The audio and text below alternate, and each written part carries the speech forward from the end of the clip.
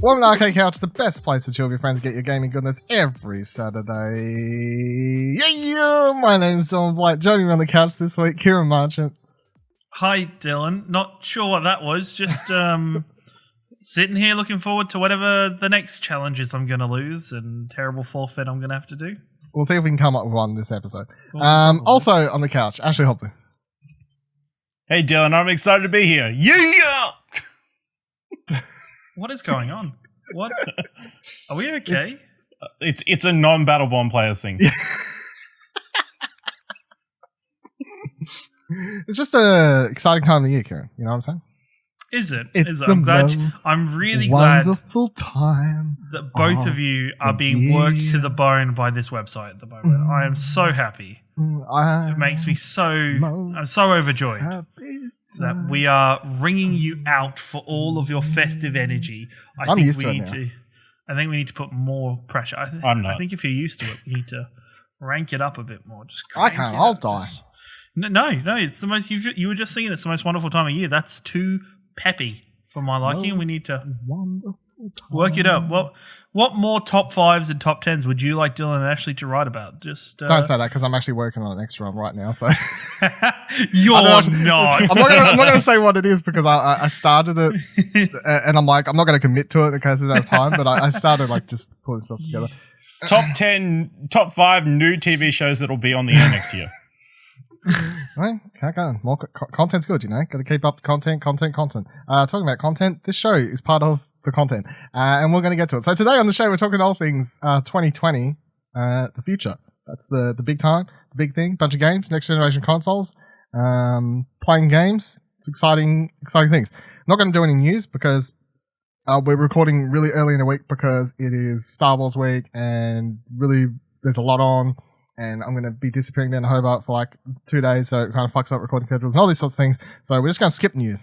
Anything major happens during the week and you're like, why aren't they talking about it? Don't. Although I'll say, I don't think nothing. Nothing will happen. I guaranteed.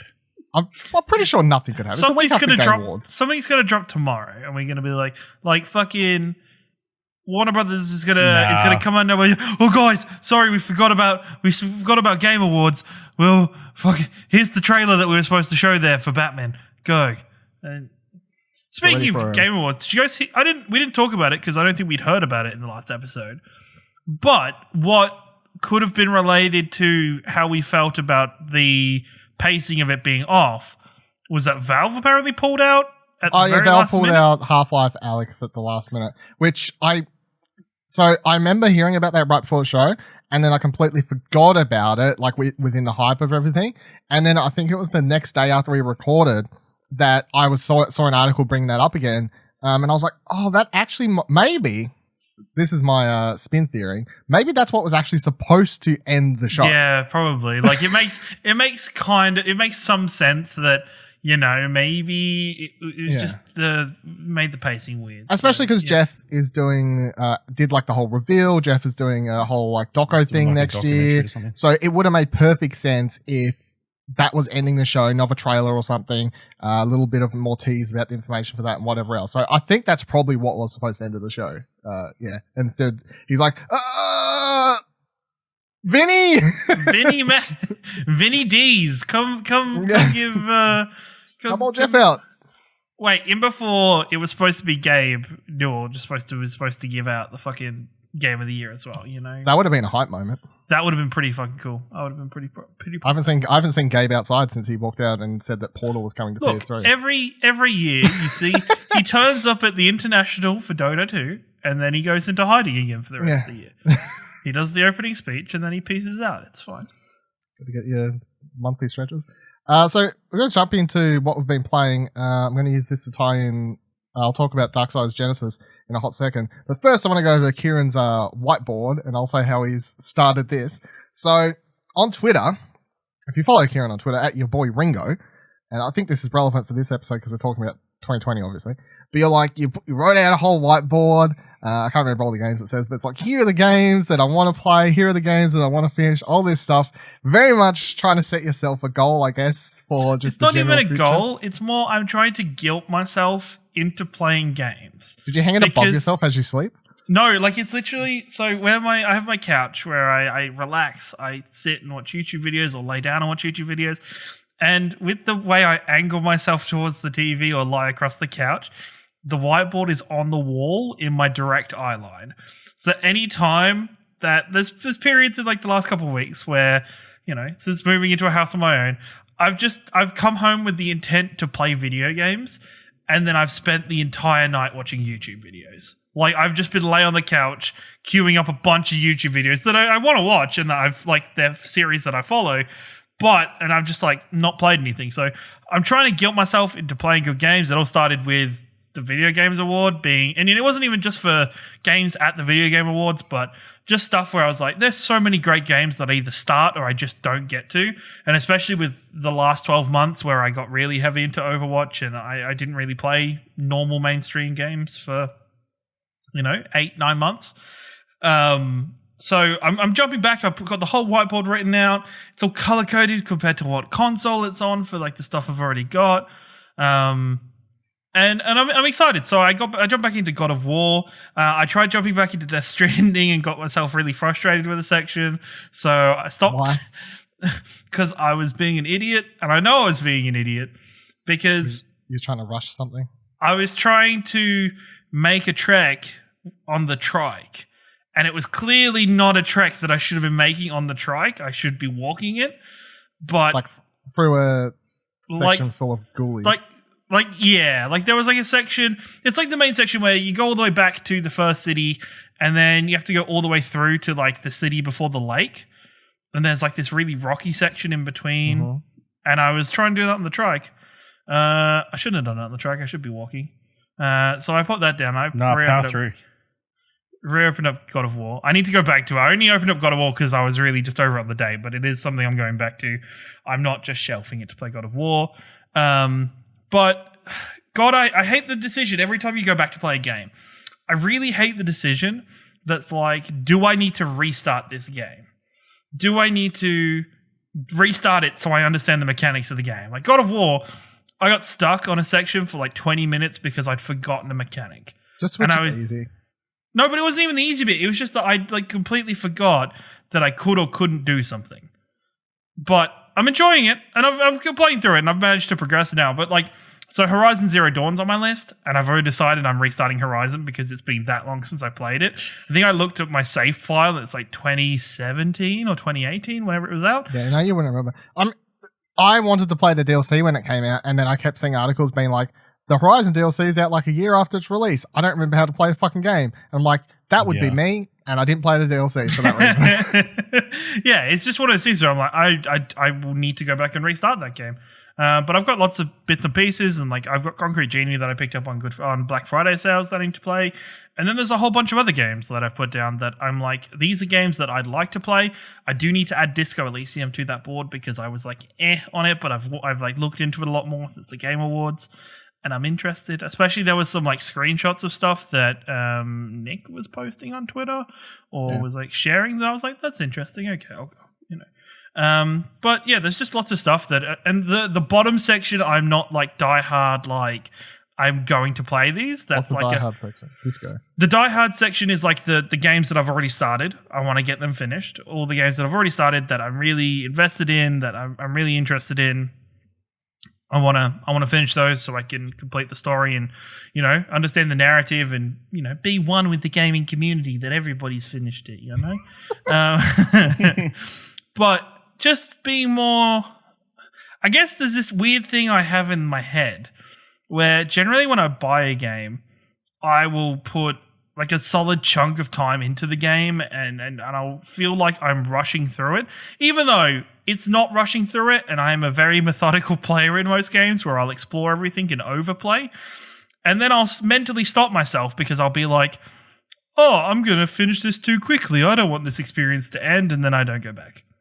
And it's like, yeah, it's so stupid, this mindset. So I want to get myself out of that mindset. I want to get into playing more games and being able to finish more games, and then hopefully have that so that lends itself to being more content for the Explosion Network, because I can contribute more with my knowledge and hopefully, maybe even use that knowledge and that expertise of video gaming to win some predictions.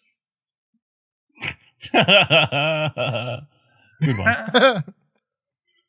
Ashley today made a comment about how, he retweeted something that Dylan said, because Dylan's like, I don't want to make one of these nice tweets because I'll forget somebody and I'll feel bad. And Ashley's like retweeted it and was like, man, I'm this is exactly the same reason. I'm like, that's not fucking Arcade Ashley talking right there. Arcade Ashley would be like, fuck the lot of years. I don't care. Yeah, I'll be honest, that tweet was much meaner when I was that tweet was 100% sarcasm. It ended with ... So. It did. It was sarcasm, but I was like, Arcade Couch Ashley, you motherfucker. You fucking just...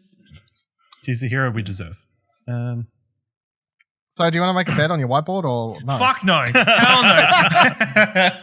Even when we were like talking, a couple minutes before fucking starting the show, we were like, we're going to talk about your whiteboard, Ciaran, and going into 2020. And I'm like, this motherfucker's going to try and pull a bet on me. He's going to fucking try and screw me. You know what? Let's do it. No. Let's fucking do it. Let's go. Let's put a bet on this. We don't need to make it super hard. I mean, how many games you got on there? How many games are in the first section, the Die Hard, or whatever it's called? If I can see. Actually, you know what? I didn't have my phone on me. Let me pull up my Twitter really quickly. I'm loving it. Ciaran pulling up his Twitter profile, filling some time because can't be bothered editing it later. Killing some time because fuck editing it later. This is so catchy. I'm like distracted. At your boy, Ringo. Hey. 4, 5, 6, 7, 8. There's 8 games. Those 8 games do include Death Stranding, Jedi Fallen Order, God of War, Persona 5, Gears of War 5, Horizon Zero Dawn, Witcher 3, and Concrete Genie.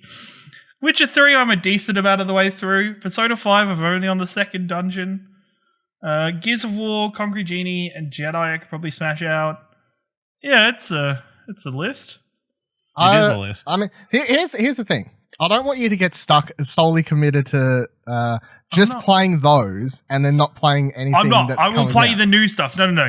My thing is, I won't. This stuff isn't like the be all or end all. We're looking at like spoilers for later. I've got like a decent period of time before there's games start coming out that I really, really want to play. So I have the first couple of months. As soon as games that I want to invest time in that are new, I already know a decent part of my life is going to be kind of wiped out by Cyberpunk when it comes out. And yeah, it's just one of those things where I'm like, I want to finish these games and these will be the back of my mind. There's a good chance it comes to like, where I finish a good portion of these games and then I reorder and rearrange. How far are you in God of War? God of War? I've just cut the dude's head off that's in the tree. I don't remember this. Don't remember this? There's like a dwarf that's like stuck in a tree at the top of the. Okay, you just got. Yeah. Okay. And like maybe I don't know. Barely anywhere. Not even barely anywhere. I mean, maybe it's like a third. I was hoping a third. I was hoping a third of the way through. I'm like, I mean, I'll say because Concrete Genie is like 6 hours. So, how far did you get in The Witcher? Witcher, I just got to the area that's just full of islands and stuff. Skellige. I just got to Skellige. So, I mean, that's at least like halfway. That's halfway through that. So I've got to Skellige. Gears of War is something I could probably knock over in a couple of days. Yeah. So how does finishing 4 of those 8 sound? I could do that. 4 is easy. 4 is actually really manageable. Yeah, I'm trying to make a not unwinnable bet. Unwinnable, but no, 4 is manageable. I think like the you fucking gotta be kidding me game out of those ones at the minute is Persona 5. That I'm like, am I gonna be able to finish that? Because part of me is like, do I play Persona 5 because I'm a percentage away, or do I call my losses and just play Persona 5 Royal when it comes out? Well, I cut my losses because originally I was going to start this year and start Persona 5 again and try and beat it this year. And then right at the start of the year, they're like, Royal. And I'm like, okay, well, I'm waiting. I'm not starting. I'm just going to wait at this stage. That's my thing where I'm like, do I just cut my losses here and be like, I've started? And Persona 5 is another game where I'm like, fuck, do I remember most of the mechanics or what the fuck I was planning to do in that game? Press X. Yeah, Watch but you cutscenes. know, there's watch cutscenes, but I got to plan my day. Who am I spending time with? What? That's not a mechanic. That's not something you forget. It's fine. It is. What are we making the bet then? I don't know. Ash? Got input on this? Another round of another round of Bloodborne. Let's have to make it something. We'll do something. We'll do something for PAX next year. We'll do something PAX related next year. Watch this space. We don't have to decide yet. Watch this space. Well, you're gonna get 4. I would like to see Ciaran play an AR game while we're at PAX. You know, like a Pokemon Go or something. Why is that a punishment? Because he needs to get lots of steps. Tell me how you really feel, Ashley. Why at PAX? Because you've got the whole year, technically, so... I got the whole year, but I was thinking PAX, it's something social, it's something everybody's there, it's, you know... It is the end of the year. It's like before the next-gen console, so it's like you should have these done by then. By then, if I haven't finished 4 of them by PAX, it's like, I'm probably not going to, because I'm going to be...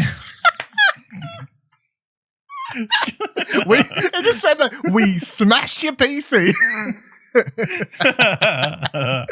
We take it out to the outside of PAX and we smash your PC. For charity. I don't know. We'll think for charity. Holy shit! I just realized something. Oh no! Maybe I will cosplay a day at PAX. All right, that's a bit. That's done. That's cosplay a day at PAX, and we can decide the cosplay closer to closer to PAX. Okay. So you got to finish 4 games. 4 games. 4 of those 5. Which one of those is really easy, and then the rest take a little bit more time. But yeah. All right. This will be trophy hunt all over again, where I'll probably smash 3 games in the first month of the year, and then the last one not get it done. I just want to point out, because I just realized, and I was laughing a lot, for video viewers at home, I'm wearing a purple shirt that has a green Yoshi on it. And because it's green, it's now just a purple Yoshi because it's been green screened out. I mean, it works. I just looked down before, I'm like, holy shit, I've got a purple Yoshi, but it's green. What the fuck? Fucking hell. It looks amazing. It looks legit like it's a purple Yoshi. It's pretty cool. Anyway, moving on. So I've been playing Darksiders Genesis. Unfortunately, I didn't get my review code until day of release, and of course, it's been very fucking busy at the moment, so I haven't had a chance to finish it quite yet or get a review out, but I'm hoping to do that within the next week. Not this week. No, this fucking week, Dylan. You better, or they're coming for you. Well, the 4 horsemen. I sometimes do wonder when I'm sitting on Twitter, just being like, watching Star Wars things. It's like, you should be playing fucking Darksiders. Where's the goddamn review at? I ran about halfway. I've read a bunch of people saying it was like 20 hours or whatever. I don't think it's going to take me that long. I'm not interested in spending heaps of time doing like side quests and stuff in this sort of game. I'm happy to smash it out in like 10 hours and just enjoy the game what it is. So it's very Darksidey, but it's not a third-person action game like the others are. Obviously, this is like a top-down, isometrical Darksiders game. The cool element of it is that, of course, it's designed to be played like co-op, which I think will be more relevant when it releases on consoles next year, because obviously in the PC release, it's not like you can play co-op and you can find friends to play online with, of course, but I feel like the couch co-op element of it's just going to be more of a thing when it's on PS4 and Xbox. And you can just pick up a controller and be like, hey, friend, play the game with me. That's cool. Let's go. But playing it single player, this game introduces you to the 4th horseman that we haven't met before called Strife. I've been playing Strife the most simply because it's a new character and it's fun. He has a gun.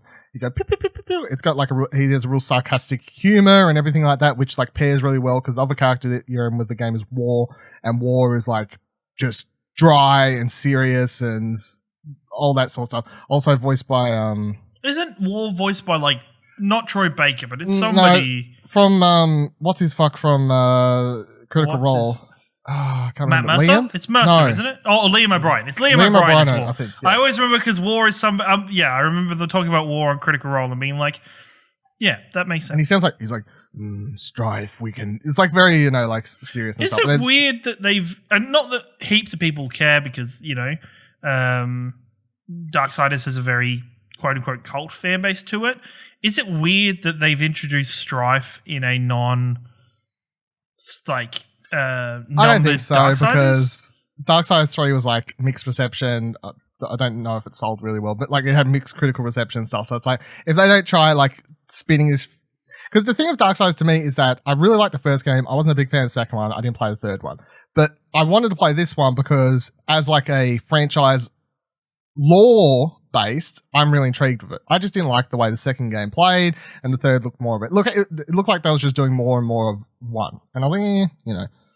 But I'm intrigued from a lore story point and all that sort of stuff because it's really rich with characters and all these sorts of things. I mean, Darksiders was originally created by I can't remember the guy's name, but he was a comic book creator and stuff, so it feels very comic booky, of course. And I mean, that's how it plays out in this. The story, it's set before the first game and all those sorts of events, so you bump into heaps of characters that you do in the first game and some of the other games like Samael and the fucking thing that Mark Hamill voiced in the first one that I'm mental blanking the name on, but you speak to all these characters that ahead of events, and you basically have like a hub space where you can spend points for upgrades and these sorts of things. The upgrade system isn't super complicated. It's just like, oh, you get like extra health, you get like extra ability, extra combos, these sorts of things. And then you'll load into a level, and inside the level you'll have main objective and you'll have some sub-objectives, and you can just you can focus on the main objective like I am. Of course, you get these sub-objectives and you can spend a bunch of time messing around if you want to. But the combat feels very Darksiders, like especially if you're playing as War, he just plays exactly like he does in the main games, you know, very heavy, bigger health bar than Strife.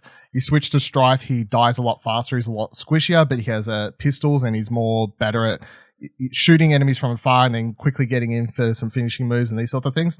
But what I like is that the game lets you play as both characters. Like you can simply press two buttons quickly and you'll be able to switch in and out between any of them. And then if you die as one character, it automatically switches you to the other one and then like a 20-second countdown timer until the other one becomes available again. So of course, if you die, then it's game over. But it lets you switch between them both. And you know, like some enemies that like explode if they touch you, of course, you switch to Strife and you kind of shoot them from afar. You come up against like a giant behemoth type thing of you switch to War and you go in because he has better armor and these sorts of things. The game does have some slight puzzles, but it's definitely not the puzzly game that the main franchise is. It does have some of them. It has some platforming elements, which is probably my least favorite part of the game so far, simply because of the isometric type thing. Like it's sometimes you'll lose your character. You'll go under something, and it does a whole thing where it lets you like kind of see an outline of them, but it's like, okay, if there's an edge of something there and you can't see it, then the second you're falling off, and I get trapped behind things. It's quite weird. Anyway, I'm enjoying playing it. I think it would be a lot more fun if you were playing co-op with people, though, because it just feels like it would obviously just be designed around that and fit a lot better. I like the way they make the single player work where you can switch between the characters at will and like with ease, but definitely feels like it'd be a much better game to experience with two people. For Darksiders fans lore wise, like I don't think there's anything super interesting so far because it's just like retreading sort of stuff, but of course you get introduction of Strife, so that's the big draw point there. I'm enjoying it though. I think it would be better on console.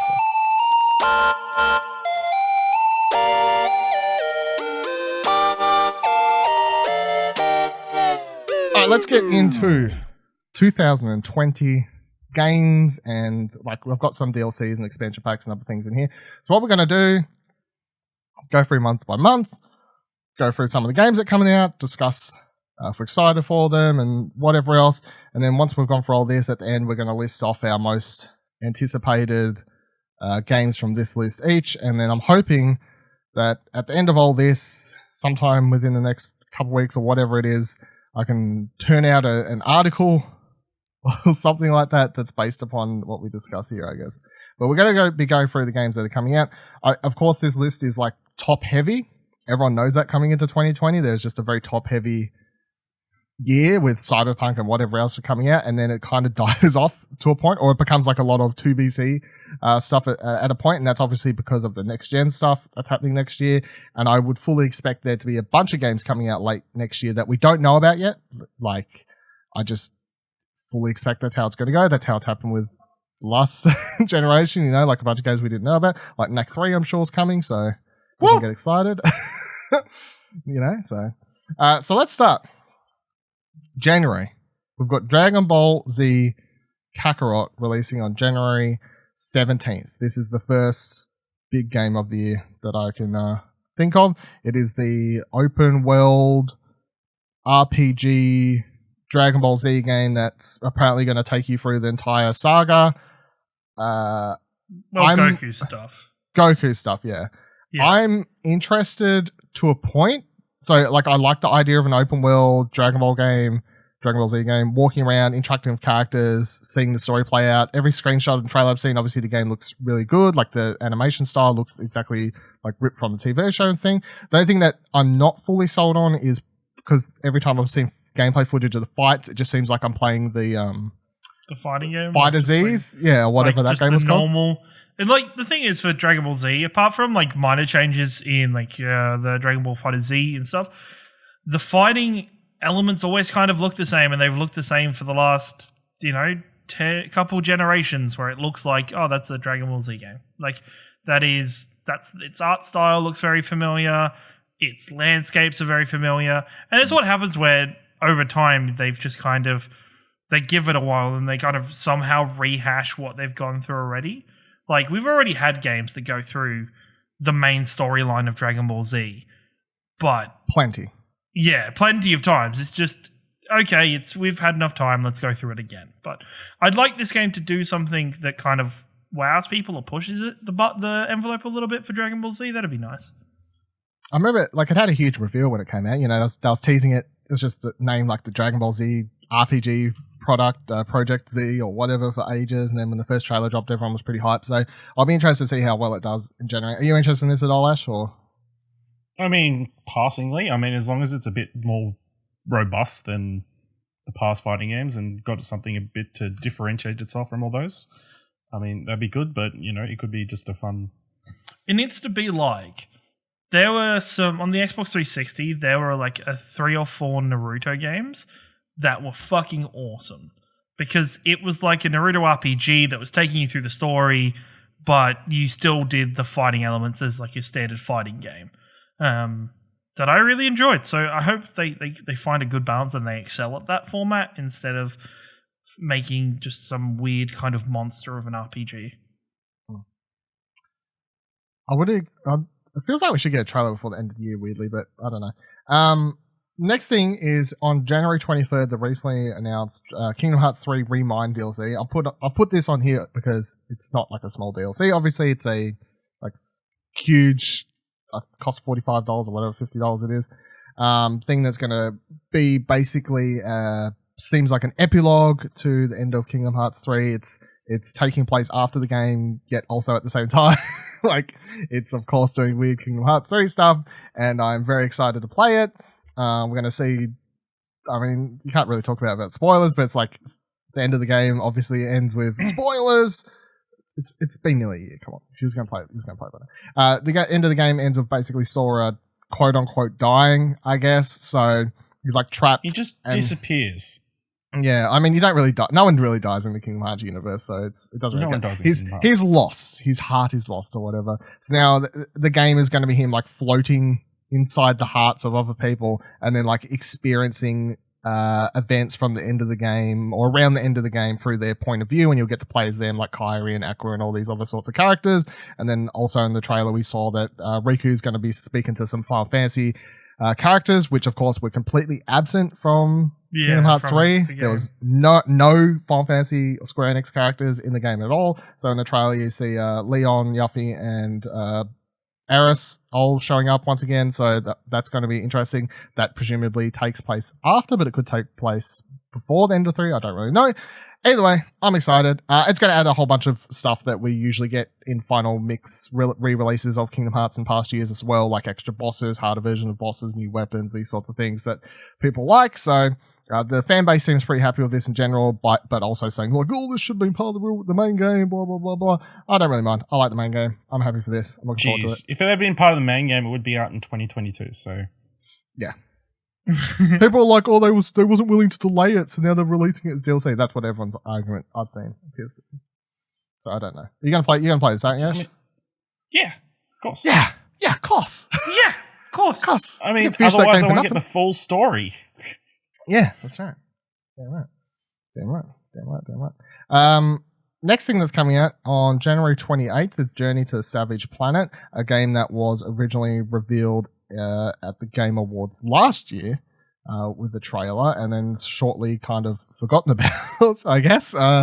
But on their website, in case you forgot, the description for their game reads, Journey to the Savage Planet is an upbeat co-op adventure game set in a bright and colourful alien world filled with weird and wonderful creatures. As an employee of Kindred Aerospace, which proudly touts its rating as the 4th best interstellar exploration company, you are dropped onto an uncharted planet deep in a fictitious, faraway corner of the universe. Launched with high hopes but little equipment and no real plan, your job is to explore, catalogue alien flora and fauna, and determine if this planet is fit for human habitation. Good luck and mind the goo.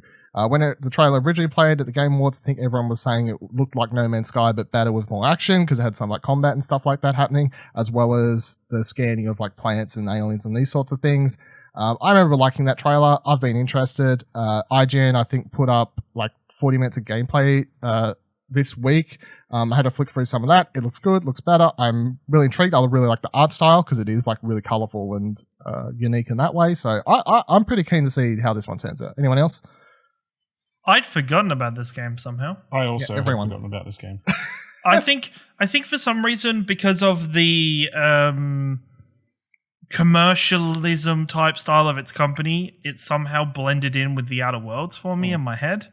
Yes, but one's like an RPG and this one's more of like a... This one's like it's adventure survival, but I remember the presentation of the trailer now being very... like, you know, commercial business salesmen like talking about this is the planet, blah blah blah. You know, it's trying to be quirky with its so and I think that's why my brain just kind of connected it onto Outer Worlds. But no, actually, now that looks fairly interesting. Looks something that'd be fun to dive into. Yeah. I remember liking the trailer, and I remember being like, "Oh, they got gameplay," and then like it took a year for them to see anything else because there's so many things that were shown at the Game Awards that didn't have gameplay, and they're out before it. So it's always interesting how that works out. Do you care for this, Ash? I could be persuaded. I'll see how things go. Obviously, they're sort of positioning it as like a comedy. Yeah. These couple articles I'm looking at keep mentioning comedy, so I mean, it could be fun. I know comedy games are so hard. I think so. Yeah, unless you're South Park or Goose Game, and you get to lock children away. That's ultimate comedy. Let's move on to February. So the Dark Crystal Age of Resistance Tactics is coming out on February 4th. Obviously, when this was originally revealed at E3, I was pretty on board with it straight away. It's interesting. At first, I thought they were going to like try and rush it to get it out in time with the release of the Netflix series, but of course, that didn't turn out to be true. It's a tactics game. Got Dark Crystal characters.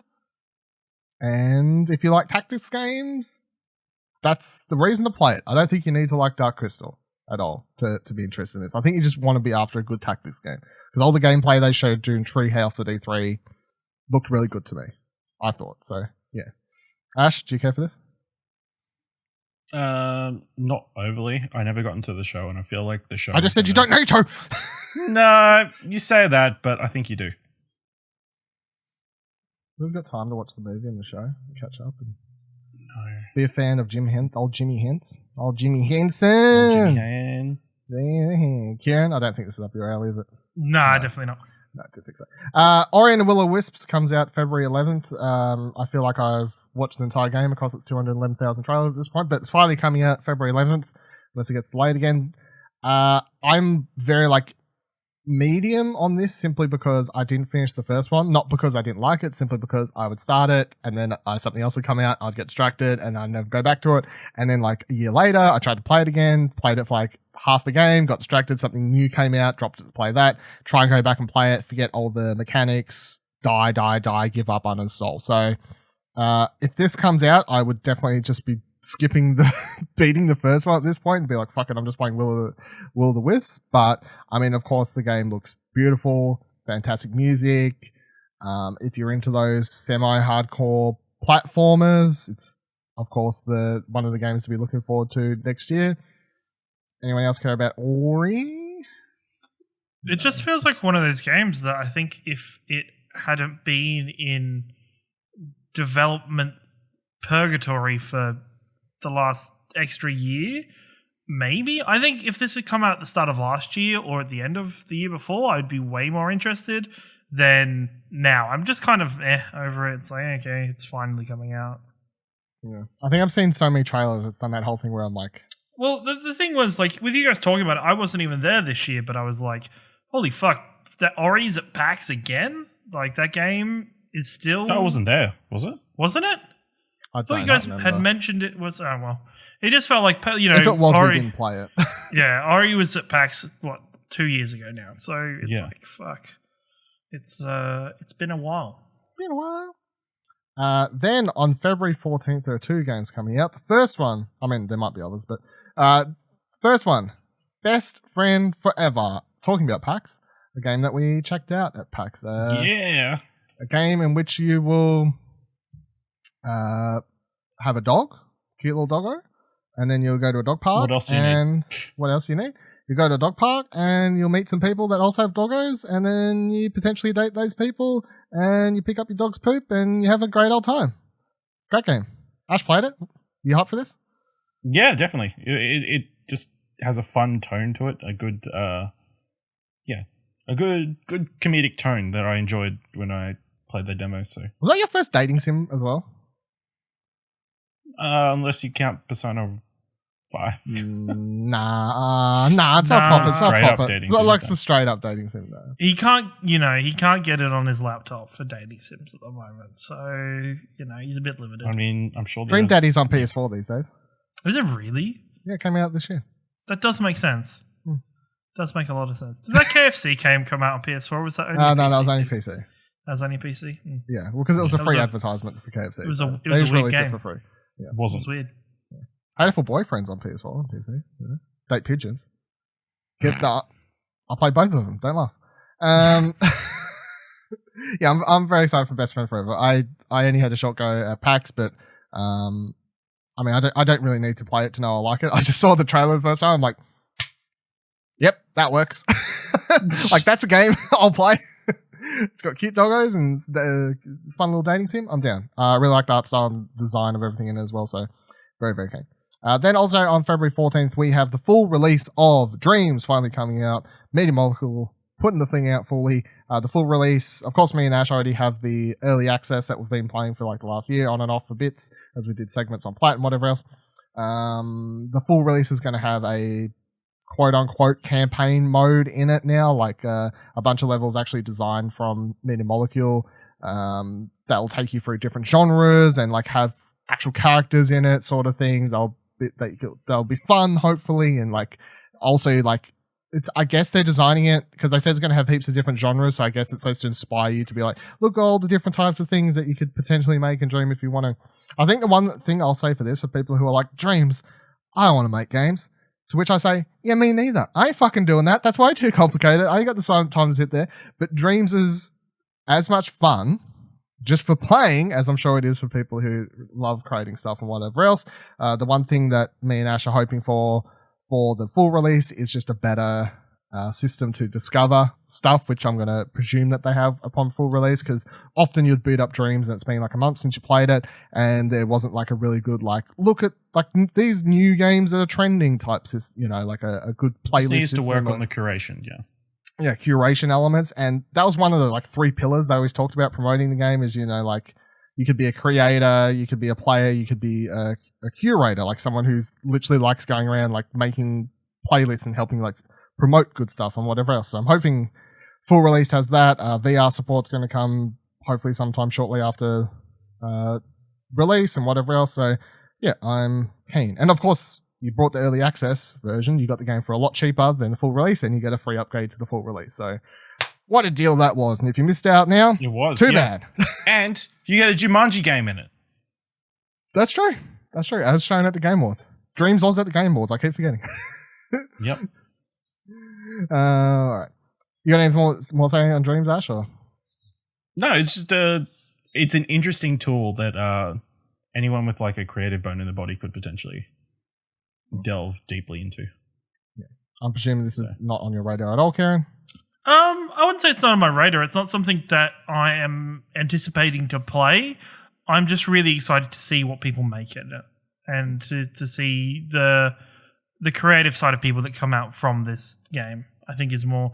It's not something, and I've been dealing, messing around with the idea of getting VR now that I have a really big space to use it in. You don't need a big space. I literally use it where I am right now. Yeah, I know. It's no, but I'm interested to see what people do with it and where it goes. Then on February 20th, we have the Persona spin-off sort of sequel to Persona 5, Persona 5 Scramble, The Phantom Strikers, the game that everyone thought was going to be Persona 5 Switch originally, but it's but Persona 5 Scramble. Year and a half later, still funny. Yeah, it's a what's it? Muso game is what they call it, right? Kind of, yeah. It seems like it's more than that, though. They've got platforming elements, and they seem like they're going to have it's a sequel to 5. It takes place after. It is a sequel. It is a sequel to 5. It's not like a real sequel though. It's like a Kingdom Hearts kind of sequel to it. It's in the canon. It's in the canon. It's like one of those DS games that they used to bring out for Kingdom Hearts back in the day. I keep comparing it to Persona 4 Dancing, which was a spin-off to Persona 4, obviously, in which all the gameplay revolved around dancing. However, the story part of that game was set after the main game. And told a really interesting story. So it was part visual novel, part dancing game. It's a weird combination of things. Obviously, you're the only one who's finished 5 though, Ash. So this one is. Do you reckon this is actually something you're like? I need to know what happens after 5. Let me play the Scramble game. Yeah, I do. I just want to see how it fits in. I mean, because there was kind of a definitive ending to 5. How are they going to pick it back up? And it looks cool. It looks like Persona 5. So. And now you can actually attack people instead of waiting. Button mash shit. Go for gold. Yeah, button mash shit. Then on February 28th, we have Marvel's Iron Man VR. Me and Ash played this at PAX, of course. PAX. It was Ash's game of the show for PAX. It was really good. I had a great time. We discovered quite fast that people who aren't fully attuned to playing heaps of these sorts of games of VR are going to struggle a lot harder. It's also going to make you really sick if you do what I did straight away, which is fly really high up and then pelt yourself at the ground as fast as you can and leave your stomach up high. But otherwise, I'm really looking forward to it because you fucking feel great as Iron Man. It's really hard to describe unless you just try it out. Being able to hold your arms by your side and fly in directions and then put one out and blast people and whatever else. It feels really good when you're doing it, even though if you watch gameplay, you're like, how does that work? And then, of course, it's a full game. It's got a really big story, apparently. It's going to be quite long. Not just an arcadey type Iron Man game. I think it's could potentially be one of 2020's big VR. I mean, big games, but definitely one of the big VR releases. Ash? Especially with. I was just going to say, is it with? Oh, sorry, I'm talking about a VR thing. I'm sorry if I'm overstepping any boundaries in my Exposure Network contract. Mm-hmm. But this does seem to be almost the next step after Batman VR. It's somebody seeing how well Batman VR worked for a superhero genre game, and then them pushing the boundary and taking that next step with the genre, which I think is really, really cool and really interesting. Carry on. Ash? I think it just seems to be the next big story-based VR game. A lot of these VR games are experiences and they don't have too much of a plot, whereas this seems like it's going to have characters that you're going to care about and that kind of thing. Even just because they're characters from the comics that you know. Yeah. I think the one big thing of this and difference to other stuff is that it's a known property that's going to get people interested in VR that don't care before. Because of course, this year PlayStation put out Blood and Truth, which was a big, fully fledged campaign with characters and a massive story, and it was really quite good. But it was a new IP with a bunch of characters no one cares about, not unless you're playing the game, obviously, but a bunch of characters no one cares about going in. Whereas Iron Man's Marvel's Iron Man by VR. In hindsight, what they should have done is they should have made that a Fast and Furious game. It was supposed to be... Sure, the game. It was originally supposed to be a... Everybody would have loved it. What the fuck is it called? Getaway. Thank you. It was originally supposed to be a Getaway game. So I don't know. They could canonize it and say it's a Getaway like spin-off, but they didn't for whatever reason. Just change the name to the Getaway. Getaway VR. You know, like they did with Edge of Tomorrow. Yeah, why not? Now we get into March when we're heading towards the big period now, like March, April, May, where shit kind of hits the fan and everybody's rushing to play games because they're like organizing. They're like, I've got a week to finish this game before this comes out, and then I have a 2-week period. There are points here where it's going to be a couple days between releases that I want to play. So firstly, of course, starts off March 3rd, Final Fantasy VII Remake. Another game where if I see one more trailer, I'm going to punch someone at this stage. I'm fucking sick of them. Just stop playing trailers. Just let me play the goddamn game. But I'm really excited for Final Fantasy VII. I love Final Fantasy VII. Amazing game. Ready to play the remake.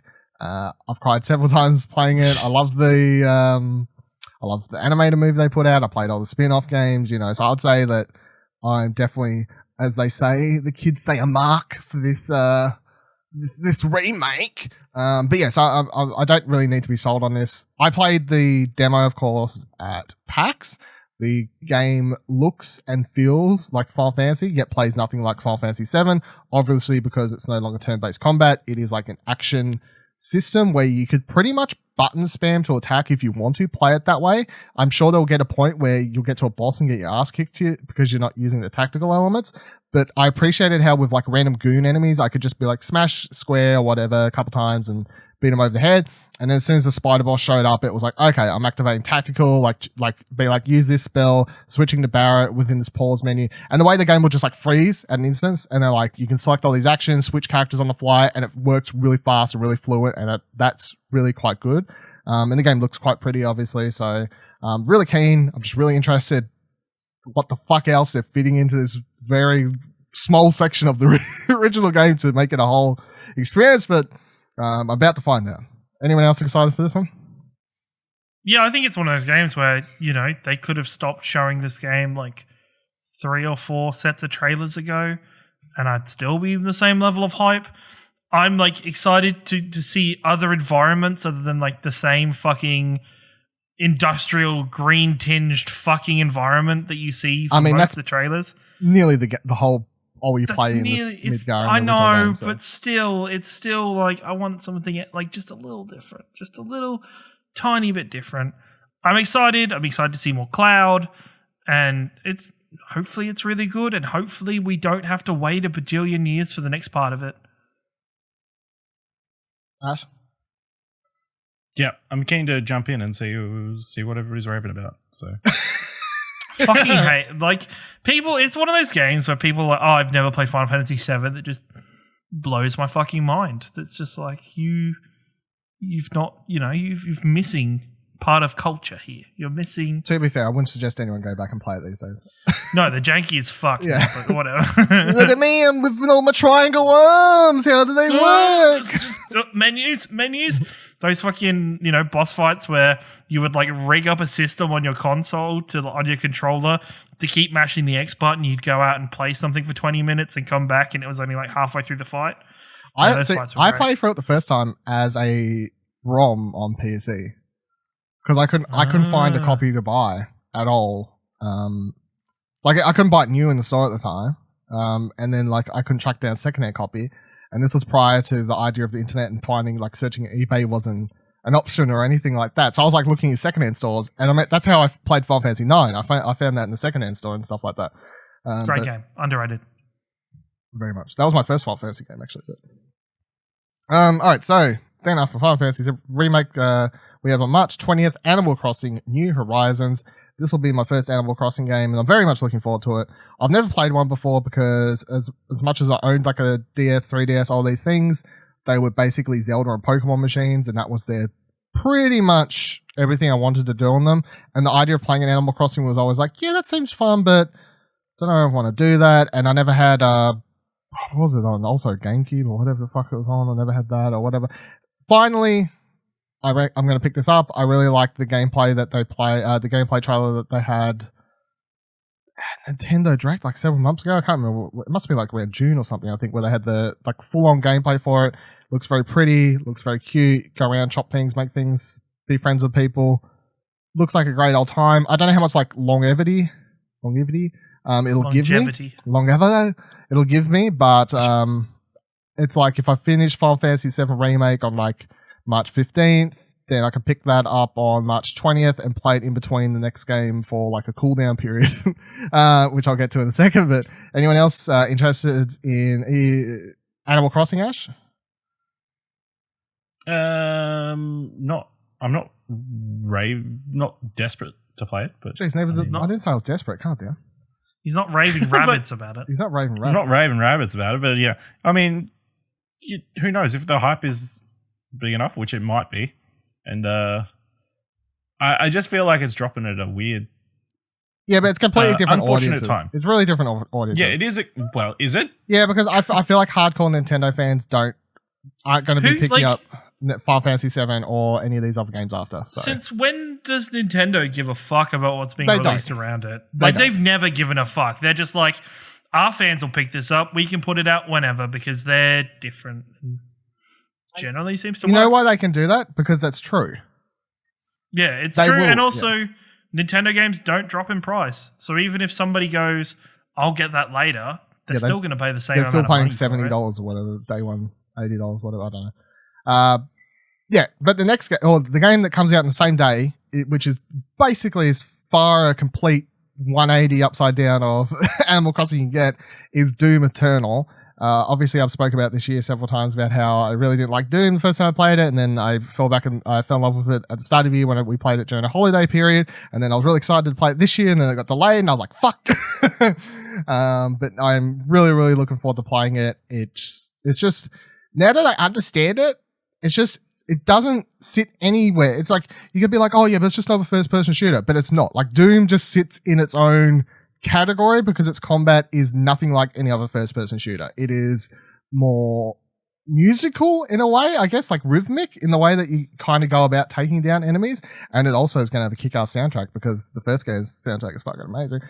Shout out to Mick Gordon! Metal Man, get hyped! But no, I'm really excited for Doom Eternal, so maybe I'll play some Animal Crossing and be like, oh, cuties, hashtag, and then I'll rip and tear in Doom Eternal. Move some furniture around and then blow some animal in heads. Yeah, do what I need to do, yeah. So one's like a nighttime game, one's a morning game, possibly, I don't know. Ciaran, I told you to go play the first one, but you never did you? I started it. I remember starting on my PC. It's still there for me to play at some point. I'm interested by it. Is this the game that saves Bethesda a little bit? Because, you kind of look at Doom and it's like, how can they possibly fuck this up? I don't think everything I'm saying looks great. Yeah, everything looks great. It's very straightforward and simple. There's no premium online services to involve in this game. For the multiplayer mode, because the first game had a multiplayer mode that was very like uninspired, just typical deathmatchy type stuff that was boring. For this one, they're changing it up and adding like much more interesting like monster fighting stuff and doing something unique instead of just chucking in like a boring multiplayer mode. So that's right. You get to play as monsters against the Doom guy, don't you? Mm-hmm. Isn't that one of the game modes? Like, yeah, 4v1 or something. I think I don't remember. Yeah, which is interesting. Yeah. This was a no for you, isn't it, Ash? Yeah, pass. it's a first person shooter that's very quick. It's a hell no for Ashley. The thing, but Ash has changed in like the last several months. It went from like, oh, first person shooters aren't Ash's thing to Ash playing Apex Legends and whatever the fuck all time. So the first person shooter thing isn't a rule anymore. It's just dependent. Yeah. It's not a golden rule. It's not a golden rule.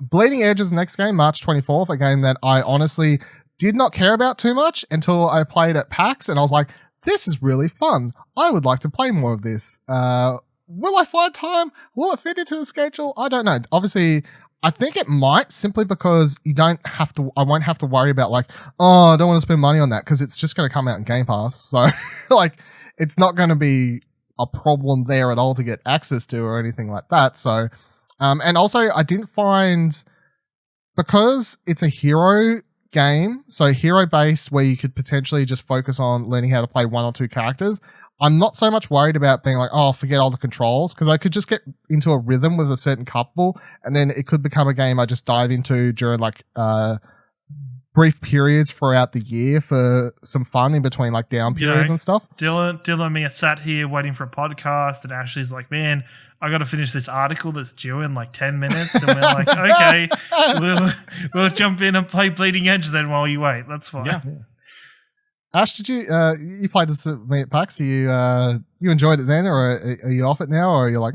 I mean, it's hard to say off one go, but I mean, it feels that same sort of space that something like a Apex or Overwatch or something could fill. But I feel like it's just going to get lost in the shuffle, unfortunately, unless it is. Well, it is coming out on X. It is what's the Australian? Oh, Ninja Theory. Ninja Theory game. Yeah. So it's going to come out on Game Pass. Yeah. So I mean, that's automatic player base, I guess. So, I mean, it has potential. It desperately needs to build a player base very quickly. Otherwise, it's going to get lost in the shuffle.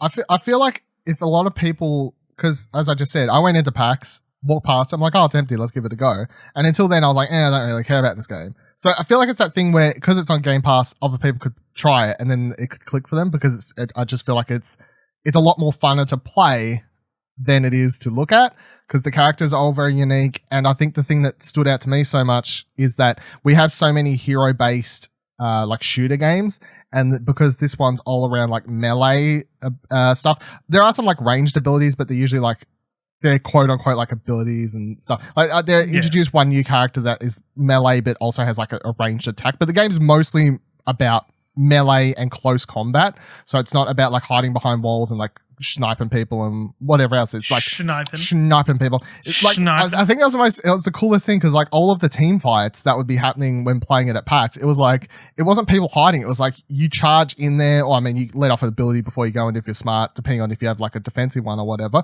which I did. But most of the time it was like the huge characters coming in, you know, like, and there's these huge team fights happening, and then it was coming down to, and I think I was like judging it interesting because obviously I have like experiences, some sort of like League of Legends type stuff and whatever else. And I was straight away being like, oh, like positioning is really important to this, like timing these sorts of abilities. There are some like quick skill shot stuff here that people are missing. So like I could automatically see that there is a skill level here that could make it successful and work for a lot of people.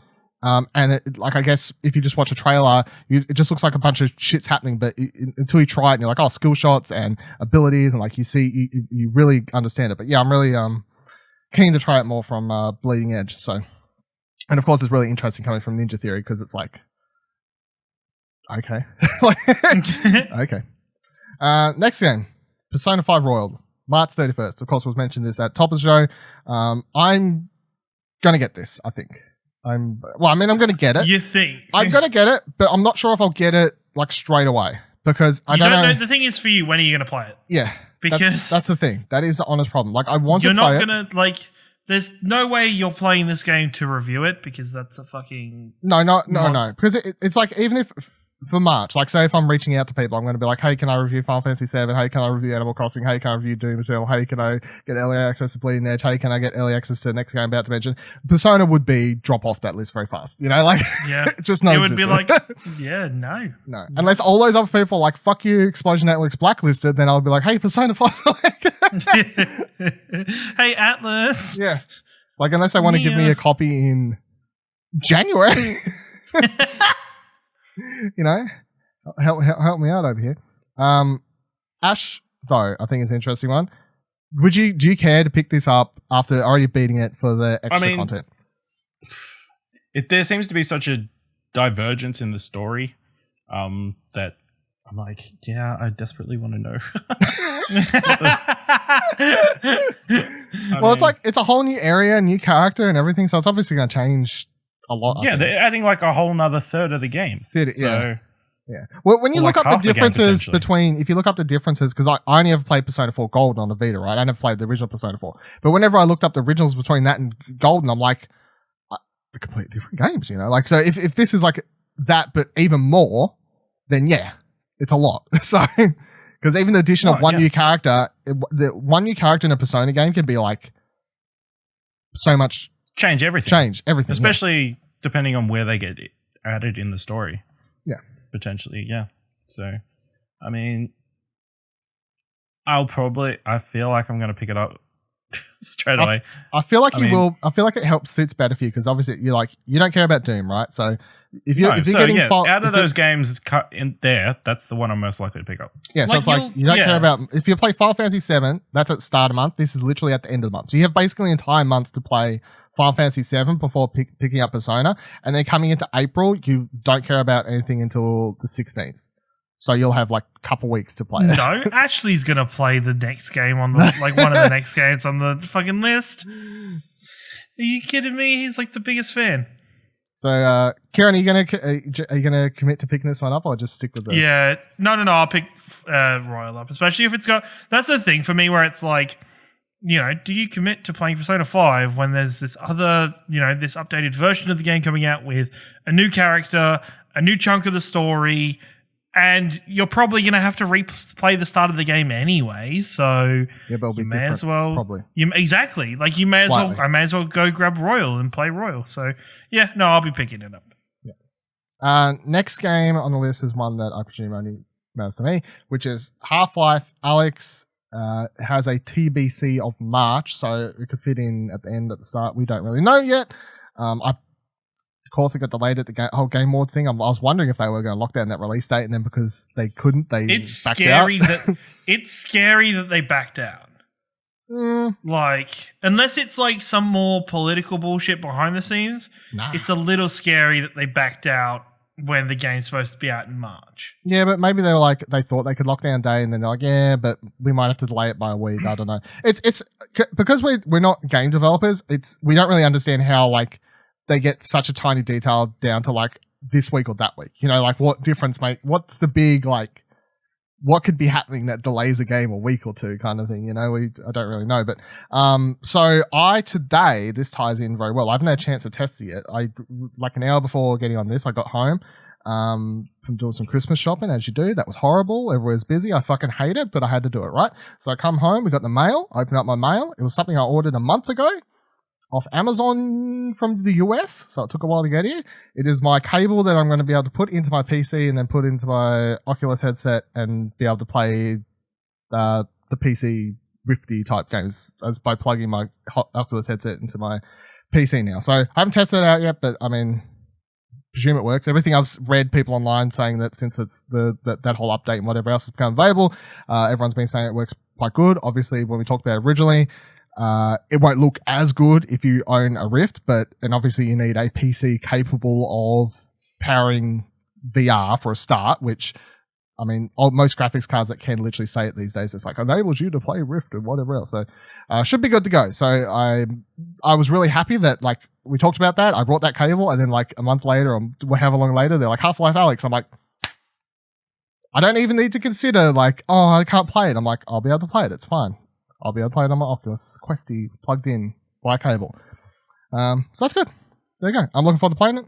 I'm not a huge Half-Life fan. The reason I'm looking for I'm someone who's played Half-Life. I wouldn't say I'm a massive fan simply because I didn't play them when they properly released, and I was like, yeah, they're decent first-person shooters when I played them, I guess. I enjoyed the first one more because I played that when I was younger, but by the time I got around to the second one, it wasn't as groundbreaking, whereas the first one was groundbreaking when I played it, because that definitely was the first-person game I played like that, with like the story being told around me, like all these sorts of things. These days, I swear a lot of people's first game like that might have been like BioShock or something. That's why so many people love BioShock, because that was the first like game like that. Mine was definitely the first Half-Life. But I'm mostly looking forward to it, obviously, just from a VR fan point of view for this whole thing. So yeah, March, don't delay it. Well, I mean, maybe delay it. I fucking don't know. No, don't delay it. That's fine. April 3rd, Resident Evil 3 remake. Ash, you're pumped? No, I'm good. Ciaran? Yeah, I'm excited for it. I'm really excited for it. I'm interested by that trailer that they showed, because the start of that trailer was kind of weird, where it didn't really look like it was Nemesis. It looked like it was Mr. X. And is that, like the first person elements of that trailer interested me to see, is that gameplay? Is that just suggesting something? Because then there was also third person parts. I'm interested to see what they've done to this game to differentiate it from the classic that is Resident Evil 3.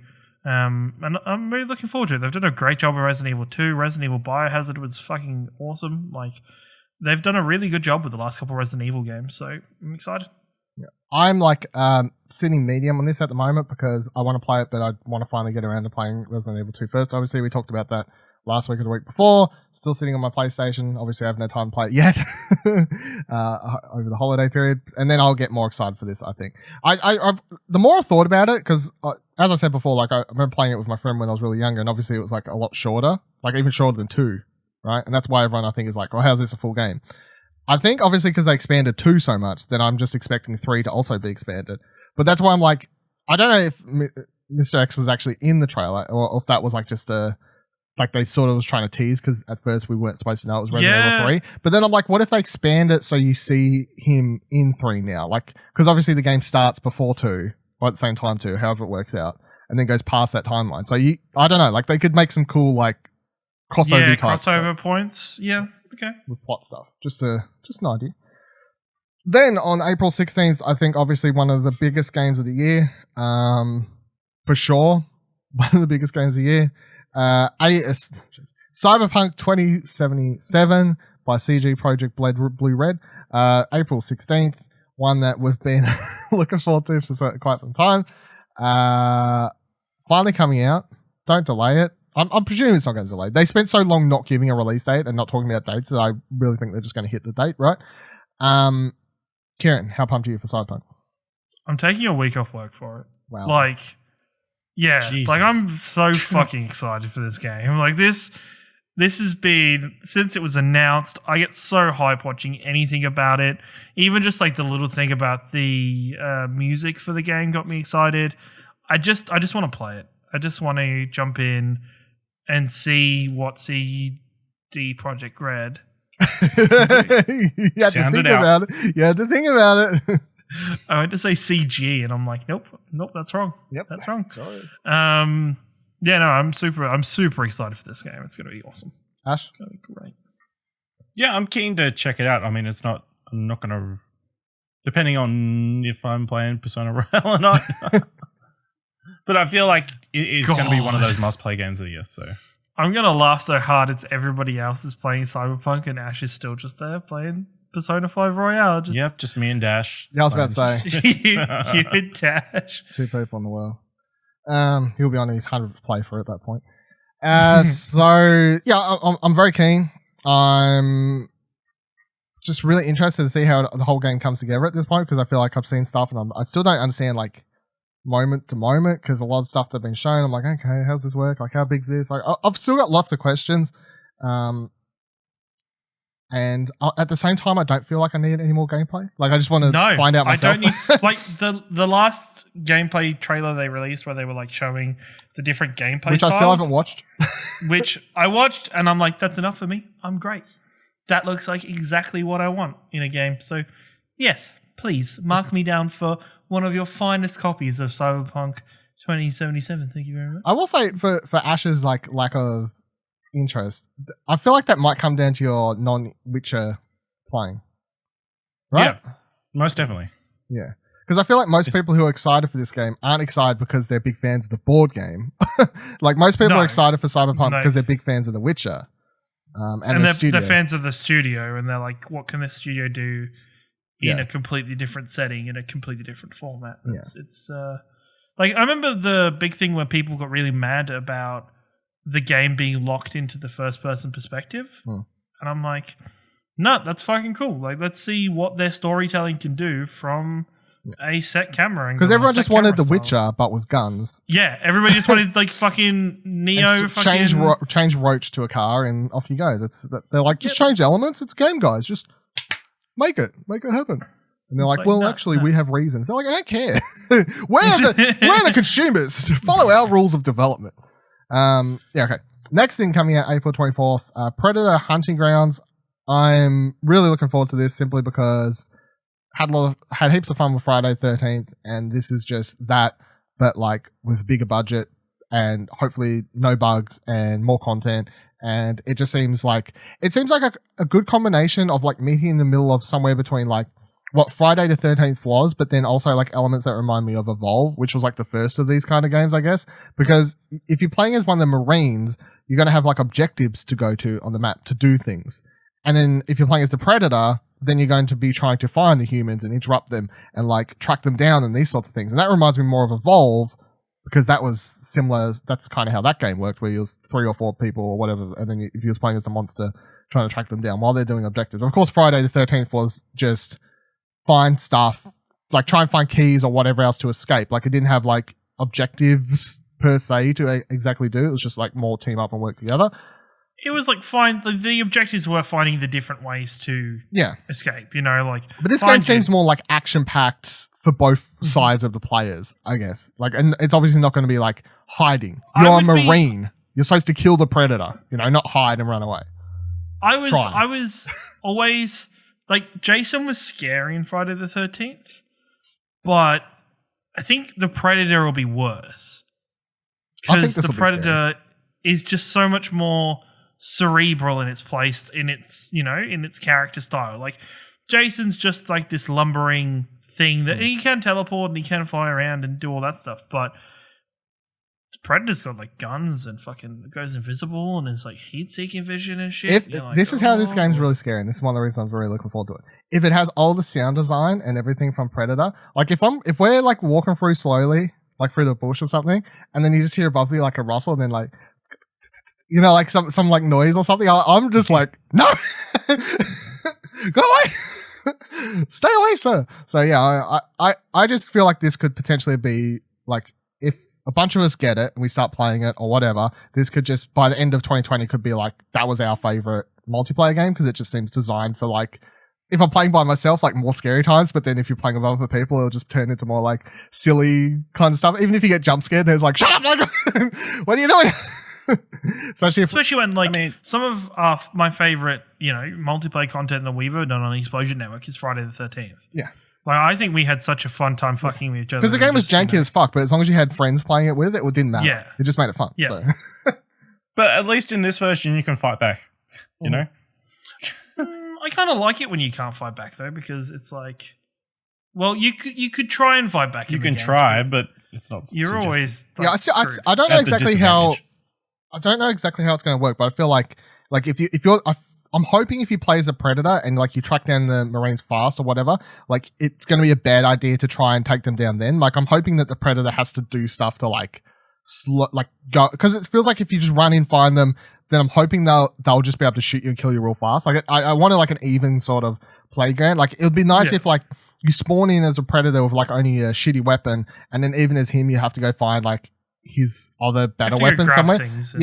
Stuff like that. So then it's like an even kind of race or whatever else, or different play styles, like go find the really best predator weapons or something like that, and then try and go in like ham, or maybe you can try and find the players faster. But then it could be like loadouts, I guess, for the predator. So you could load in like with sort of like stealth stuff and then try and take down the players. Yeah, like you could have different methods of what you do, different play styles. Yeah. There's a lot of things, and there was a lot of things that went into Friday the 13th that made that game really, you know, in other ways really good. Like the sound design was fantastic in that game. The musical choices in that game were good. I hope it builds that kind of suspense in this game. Like I really hope that, you know, one of the objectives, there is a chopper and you have to get to it, man. I hope that's the end. That would be the best if that's just the end goal. Like, and just like the whole, everybody, you know, that's a one-line Ash note from the movie. It's a chop. Get to the chopper. Yeah, hasn't seen the movie, but fucks up the line. Yeah, fucks up the line. Just I should get down. Get down. I should definitely make sure one of my picks for what do you want to watch before this game releases is the first Predator. So Ash has to watch it. It's such a good movie. It's a great movie. Just invite me on as a guest. I'll hook you up. I'll hook you up. Ciaran, you're invited on. Oh, you'll turn the pick. There we go. All right, next game. Doesn't work like that. You can't invite yourself on. Maybe if I pay Nick to be sick one week, or to like make up a reason. Just pay Stacey to hit him. Australia does not support violence against men. Against bakers. Next game on the list is April 28th. We see the release of Gears Tactics. Of course, we talked about this, had trailer at the Game Awards last week. was first revealed at E3 or last year, or was it this year? No, it was last year, right? No, it was this year. It was one of the Xbox things, wasn't it? No, I don't even remember. Was it an Xbox show? Because it was the same show that had the pop vinyl fucking I think it was E3. Thing. No, it definitely was last year because it was the one where they had the big PCs in the background, and where we kept being like, "What are they for? What are they for? What are they for?" Like, what battle royale is going to happen? And then they had pops and everything. Yeah, I remember. So it's finally coming out. I'm like mildly intrigued. My mild intrigue is like leveled up with like my intrigue of like, if I can finally get around to playing all the Gears games, then my intrigue of this will shoot up. My mild intrigue is based on like, I sort of like these tactics games, but not like, I'm not like over moon, head over heels for these sorts of games. I feel like this is.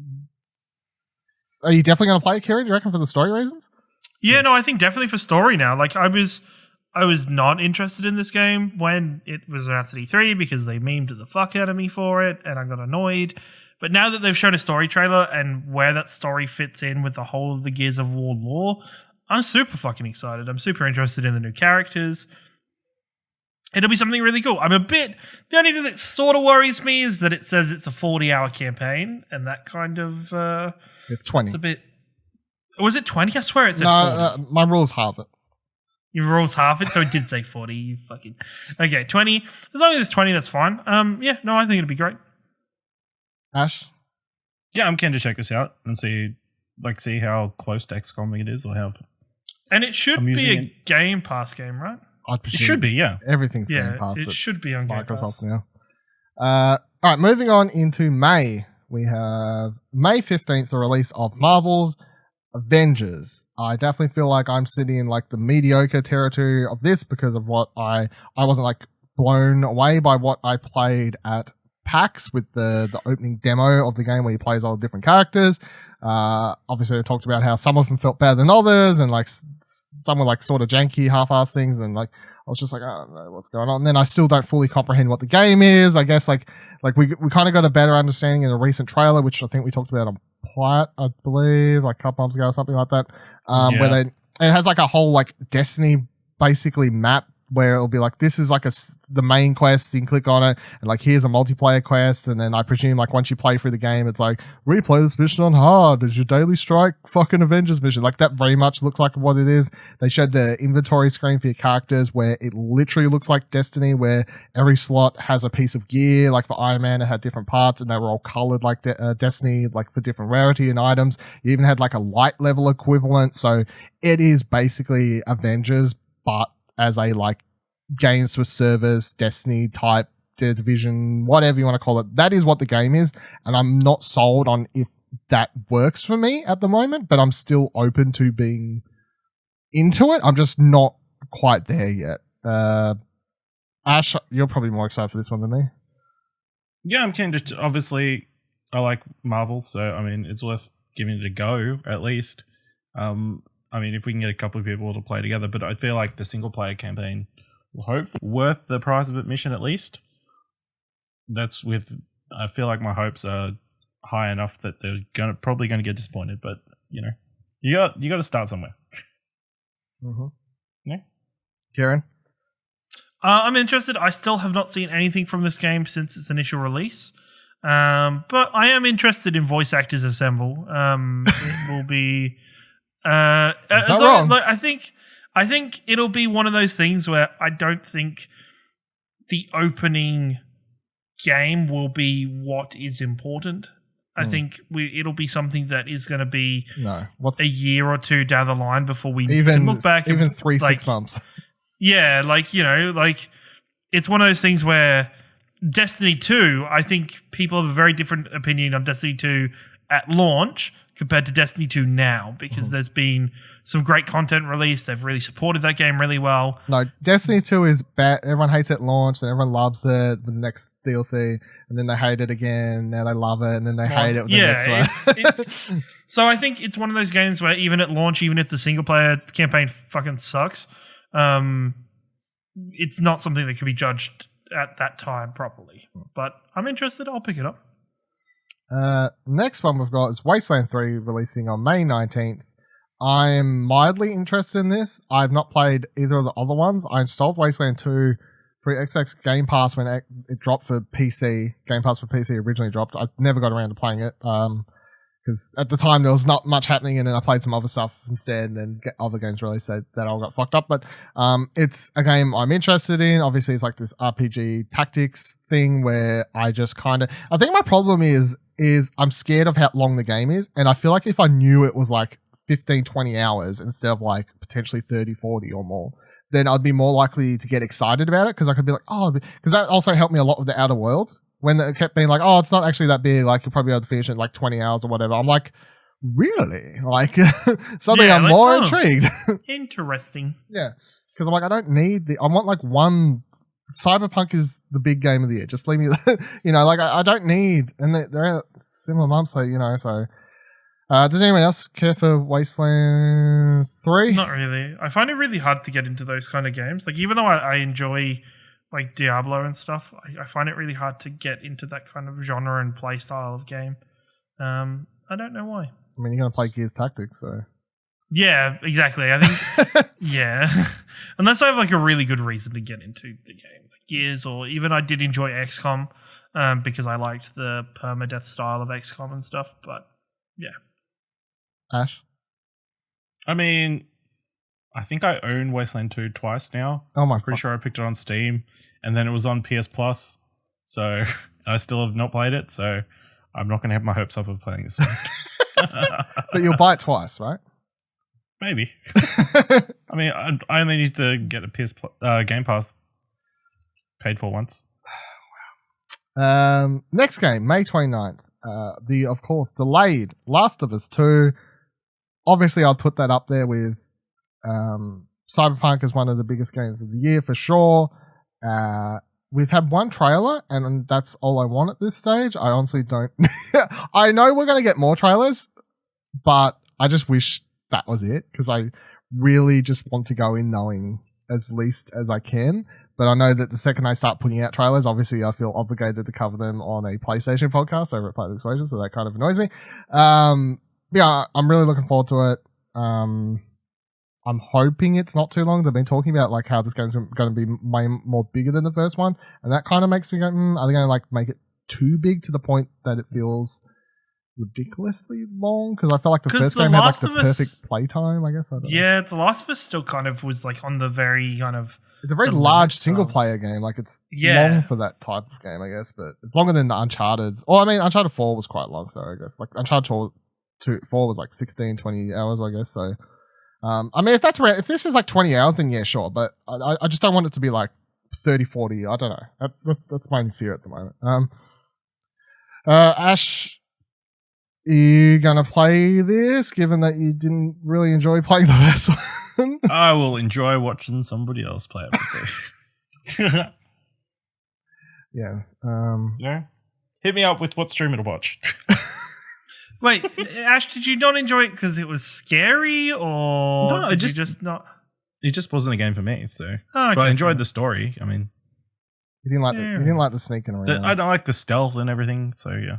Fair enough. Okay. Hell yeah! I was gonna replay Last of Us. I have it reinstalled on my PC. If it was reinstalled on my PC, that's fucking impressive. On my your pirated copy, yeah. And ported it myself. No, I was gonna play it on PlayStation before this comes out, but I'm currently watching through Nolan North and Troy Baker play through it on Retro Replay every week. Yep. So I don't know if I really need to / want to play through it again because. No. See, I was the original release date I had planned out. I feel this is like a slight behind the scenes, and I'm not gonna. It doesn't matter at this stage because I still think I'll do it. But originally, I planned out when they announced a release date, like it was quite soon. I was like, made this whole thing. I'm like, okay, so if I play this by this, I do this. I broke up like levels, and I was going to do like every fortnight or week or however what it was, like segment on Plat as I like slowly replayed it over like 6 to 8 weeks or something like that. And then I was like, hey, Ash, you want to do it? And that's when I found out he's like, nah, bro, and like. And then, of course, I said I can watch the segment and then we can talk about it. Yeah, I was like, do you want to do this? And you're like, oh, I can watch someone else play it and then we can talk about it. I'm like, that is not the same. You guys could steal it from Nolan and Troy himself, and you guys could both sit down and play it together. But no, that's way actually too hard. Not actually. That's way too hard. That's No, it that's doesn't. That's way It's too. fine. It's Yeah, really I don't know if easy. you know this, Ciaran, but me and Dylan aren't in the same location. That's really. It's fine. We could fang jangle it so it was really easily done. You fucking. I still think Actually- I still am. I'm going to say I'm 99% sure I'll still end up doing this for Plat next year. So I'll say this on a podcast. I could be your Ashley Holly stunt double and play it through with you. I don't think you'd be a very good stunt double. But I mean, yeah, we could do those segments Stand separately. in more like it. Yeah, do those segments separately for the thing anyway. But the reason I wasn't so scared about playing it is solely because when I planned it out, I'm like, because at first I'm like, oh, that seems like such a big taking to replay the game. But then when I like spaced out chapters, I'm like, just play these 2 chapters for this segment, this thing. I'm like, just pace it out well over like a couple month period, you know? Like it wouldn't actually be that hard. It's like a couple hours per week kind of thing, and it's not that big I mean, big a deal. technically it's even easier now, so. Yeah, I got way more time now, so we'll see how I go. But yeah, Last of Us 2, everyone's looking forward to it. Ash is looking forward to watching people play it. Good job. Then I chucked on here as a May TBC because it felt like rude not to include it. Of course, Fast and Furious Crossroads, the biggest game of the Game Awards. The biggest game. The biggest fucking game puppet, of the Game fucking Awards is coming bam. out May, some point. Vinny Vin. I need to bust out my PS2 to play this game. I'm going to run an emulator and we'll see how we go. No, I'm just saying it's a week on since we talked about it first. Putting on this list, putting it as I'm still going to be trying to play this game. Look for the My Review, explosionnetwork.com. As long as at the bottom of the review. It's going to be like the only person in Australia with probably a review code for this game. So, No. There'll be way more people than Dylan. Maybe. Way more people before Dylan. see how we go. All right, so we have no official months after May, so we're just going to be jumping into to be confirmed stuff for the rest of 2020 at this point. Some of this stuff has like 2020 release date, like just somewhere in 2020. A lot of it has like periods, quarters, this sort of thing. But here we go. I've got them in alphabetical order. That's what I tried to do. First game, Biomutant. Pretty sure this was on my list when we did this sort of episode last year. And here we are again. The big difference is that I've played it now because I did play it at PAX. So, and although I felt it was a little bit rough because I felt like that was very rough. Yeah, well, I feel like I don't know. It crashed 4 times before I started playing it, and then I got stuck in a tunnel. Okay, well, I didn't have those issues with it. I just thought it looked. I thought the demo was quite old. I'm pretty sure it was the one they showed at Gamescom like a year prior, basically, from everything. Like that was the demo is literally the description I read for it during that time. So, but overall, like as a concept and like what's there, if it all gets polished up, of course, I'm still very, very excited for Biomutant because it's this action adventure RPG combining heaps of new and interesting characters. Like how you get to create your character at the start, like and how it like literally changes the character in front of you, given the like the properties for them and whatever else. And you can literally make your character purple and everything else, which I did because I was like, that's funny. And it's got like, I guess that's funny. the combat's like a combination of like third person shooting, but then with like Batman Arkham combat where you can like counter people and dive over the heads and all these sorts of things. And of course, at the end of the demo, you get into a giant mech suit. Well, I guess for the character, it's a giant mech suit. And you take on this big boss and all sorts of stuff. So seems very varied, very interesting. I'm hoping it comes together upon full release. I'm still very much looking forward to it. Next one. Boyfriend Dungeon. This is one I'm very much looking forward to. I think I kickstarted this. I honestly should check my bank account. I feel like I put money towards this and I can't remember. I don't know. I feel like I did, honestly, because I just thought the concept was so unique. And at the time I was like, well, this is the evolution of dating sims. Because it's a dungeon crawler in which you go around and it looks like a typical dungeon crawler type thing. And then, you know, at the end of your journey, you're like, I'll take my sword on a date. And the swords in the game turn into pretty boys. And you date them. And they're your boyfriends. And you use them as weapons in the game. A dungeon crawler. Has really cool art style. They recently announced that it'll be coming to Switch. That was announced last week during the thing that no one watched. No one knew that was happening. So I've been really looking forward to it. I thought hopefully it was going to come out this year. Obviously it's not, so I would definitely presume it's going to be next year now. I hope so anyway. But looking forward to dating some sexy sword boys in my 2020 year. Sounds like a good time to me. Next game, Ciaran, is one that I played the demo for a couple of months ago. It's this really unique sort of reverse horror game where you play as the monster instead of like the usual suspect. Like it's a side-scrolly type game where you'd usually play as a marine or something like that, and you'd be solving puzzles to get cards. And it seems like a game that from first glance you'd be like, oh, so you play as marines, like Metroidvania, you know, you're like twin sticky shooting things or whatever, but this time you play as the monster. So you creep into rooms, you can just fucking grab people, destroy them, chuck them around, all sorts of things like that, destroy them. Of course, if you run into like go into a room, there's like massive turrets or anything like that, they'll destroy you pretty fast. But overall, it feels like very fast. Like you can go into a room and if there's a bunch of civilians, like in one of the first sections of the demo, that have no weapons, it just feels terrible, I guess. But at the same time, very fun to just go in there as this giant blob and they all start screaming and they're like, and I slaughtered them. Fuck's sake. Fucking slaughtered them. Killed all of them. Fucking hell. Mothers, children, and fathers. I reckon if somebody wanted to cut up a video of you expressing your guilt over a crime, they would have the ability to do so through this show. Probably. Let's hope we never get to that point though. Anyone? No one else cares for this. Move on. No. Yes. No. Ciaran. Depends Not on the price particularly. point, I think. Obviously, it's the Devolver. It'll be like pretty cheap, but I'd presume it'll be like how 30 length bucks. and that kind of thing. Yeah, we'll see. Yeah, I would say. Chris Tales is the next one I put down. This is Chris Tales. I don't know where I first saw a trailer for this actually. It was in like some sort of like, I think it was a Nintendo Indie Direct thing or something. I think was the first time I saw this. Makes sense. But then I did play the demo. You can still play the demo. The demo for this is still available if you want to check out the demo on Steam.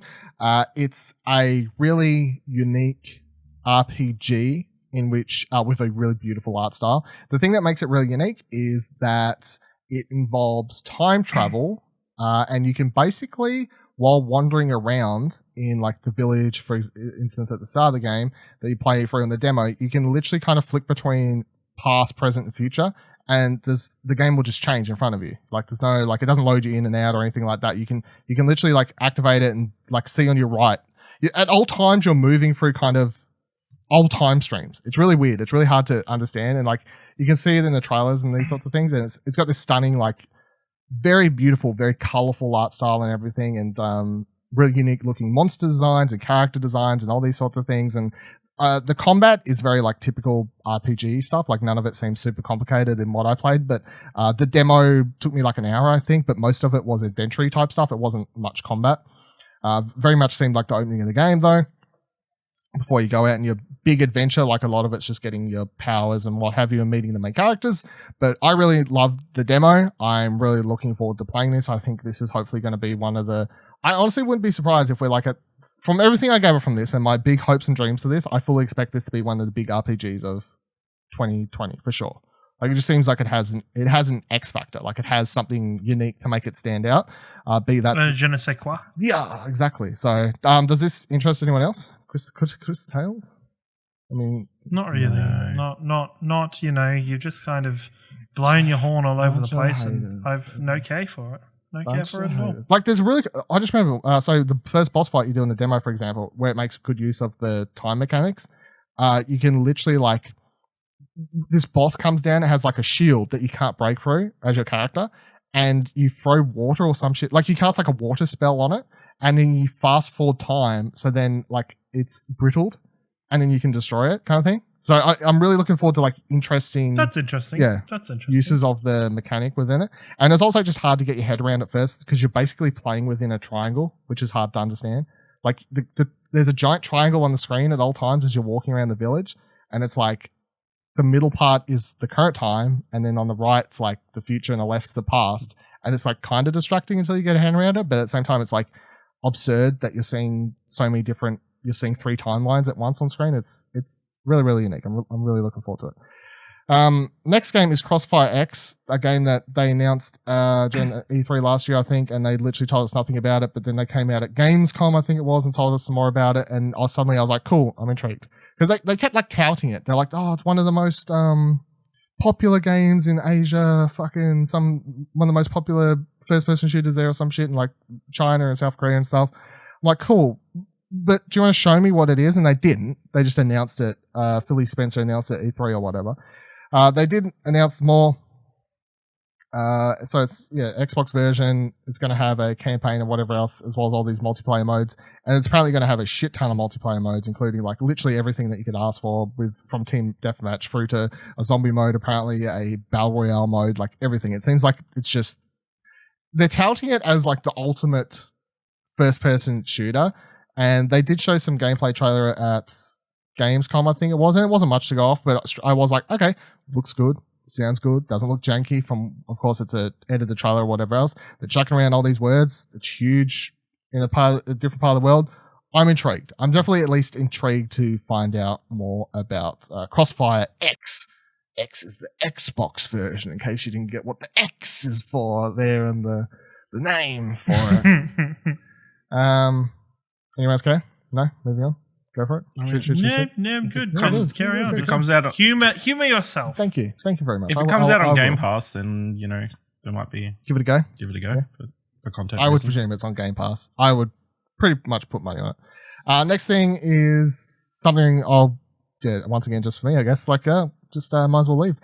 Control expansions, the Foundations and Ore are coming out, so they announced these shortly after the release, but the first pack is going to send you to a different section of the old house, basically, and it's going to be a whole new... It's not like just a short little DLC like they recently released, where it's like a challenge mode type thing. These are both story expansions. They're not calling them DLCs. They're calling them expansions, so it's going to have a lot of content. I think I'm going to play both. I'm really excited for both. The one I'm most interested in is Ore, because that's the one where they originally put up the teaser image, and I was like awake at 12:30 a.m. in the morning, and they popped it. I was like, wait, is that Alan Wake in the image? And like zoomed in a bunch and it like looked, and then I was like, oh, Alan Wake expansion. Whoa, like what? Blow my fucking mind. It was so funny because I posted it as an reply to like Remedy when they first posted it, and then I was just suddenly all these people like like all these people like, whoa. You did that. Yeah. You did that. Good Lines job, and lines. Tom. So I'm really looking forward to that. You know what? Control is on my list of games that I want to play. Once again, if I ever get to it. I know I bought a copy. I bought physical copies of Control and Resident Evil for my dad for his birthday. So has he played it? He's played Control. He's really enjoyed both of them. Yeah. Good stuff. Yeah. So I've got to, if I get time, I'm sure I can go grab one of those copies and play them. Yeah. So, yeah. Good. It's good fun. Next one. Destroy All Humans remake. I am... Hell yeah. Hell yeah. I feel like this is where Ash is at, because I feel like both me and Ciaran played this when we was younger, and I feel like the Ash is just going to be like, nah. I was like 27 then. I just drank my first beer. My first couple of chest hairs had erupted out of my chest. I was a man. It's true though. No, it just 100%. Destroy All Humans 1 and 2 were both games that I played. Me and my brother both played a lot of when I was younger. On PS2, obviously. I don't recall any other reason that we enjoyed them other than the simple joy of going around, sucking up cows, really annoying random farmers, shooting rays at things, blowing stuff up. Like, it was really just that simple age where you as a child were like, this is fun. Will it hold up in this? I don't know, but I'm intrigued. I don't know. But I think it was for me and my group of friends at the time, it was in the same kind of box as Grand Theft Auto was, because at the time we weren't playing the stories of those games. We were just loading up those games and using them as a toy box to fuck around with, like, what are we going to do today? Oh, let's, in GTA, let's try and fly the dodo around all the islands of GTA 3. In destroy all humans. It was just what kind of fucking random shit can we do in this game? Yeah. What humans can we mess with? And I mean, that was the game, stuff, wasn't it? It just gave you like random objectives. It was like, do all this, like do this, get this farmers, do this stuff. I don't remember there being a story. No, there was a story. Was it? I don't remember. Definitely was. Yeah, there is definitely a story about the character like kind of growing into his crash landing and then just hating humans and then starting to like humans and this whole thing. Yeah, it's just one of those things. We were kids. We didn't give a fuck. Yeah. Actually, how did you feel about this game? I think I played like a demo or something like that. I never picked it up. Didn't have time. He was too busy with his 9-to-5 job. Yeah.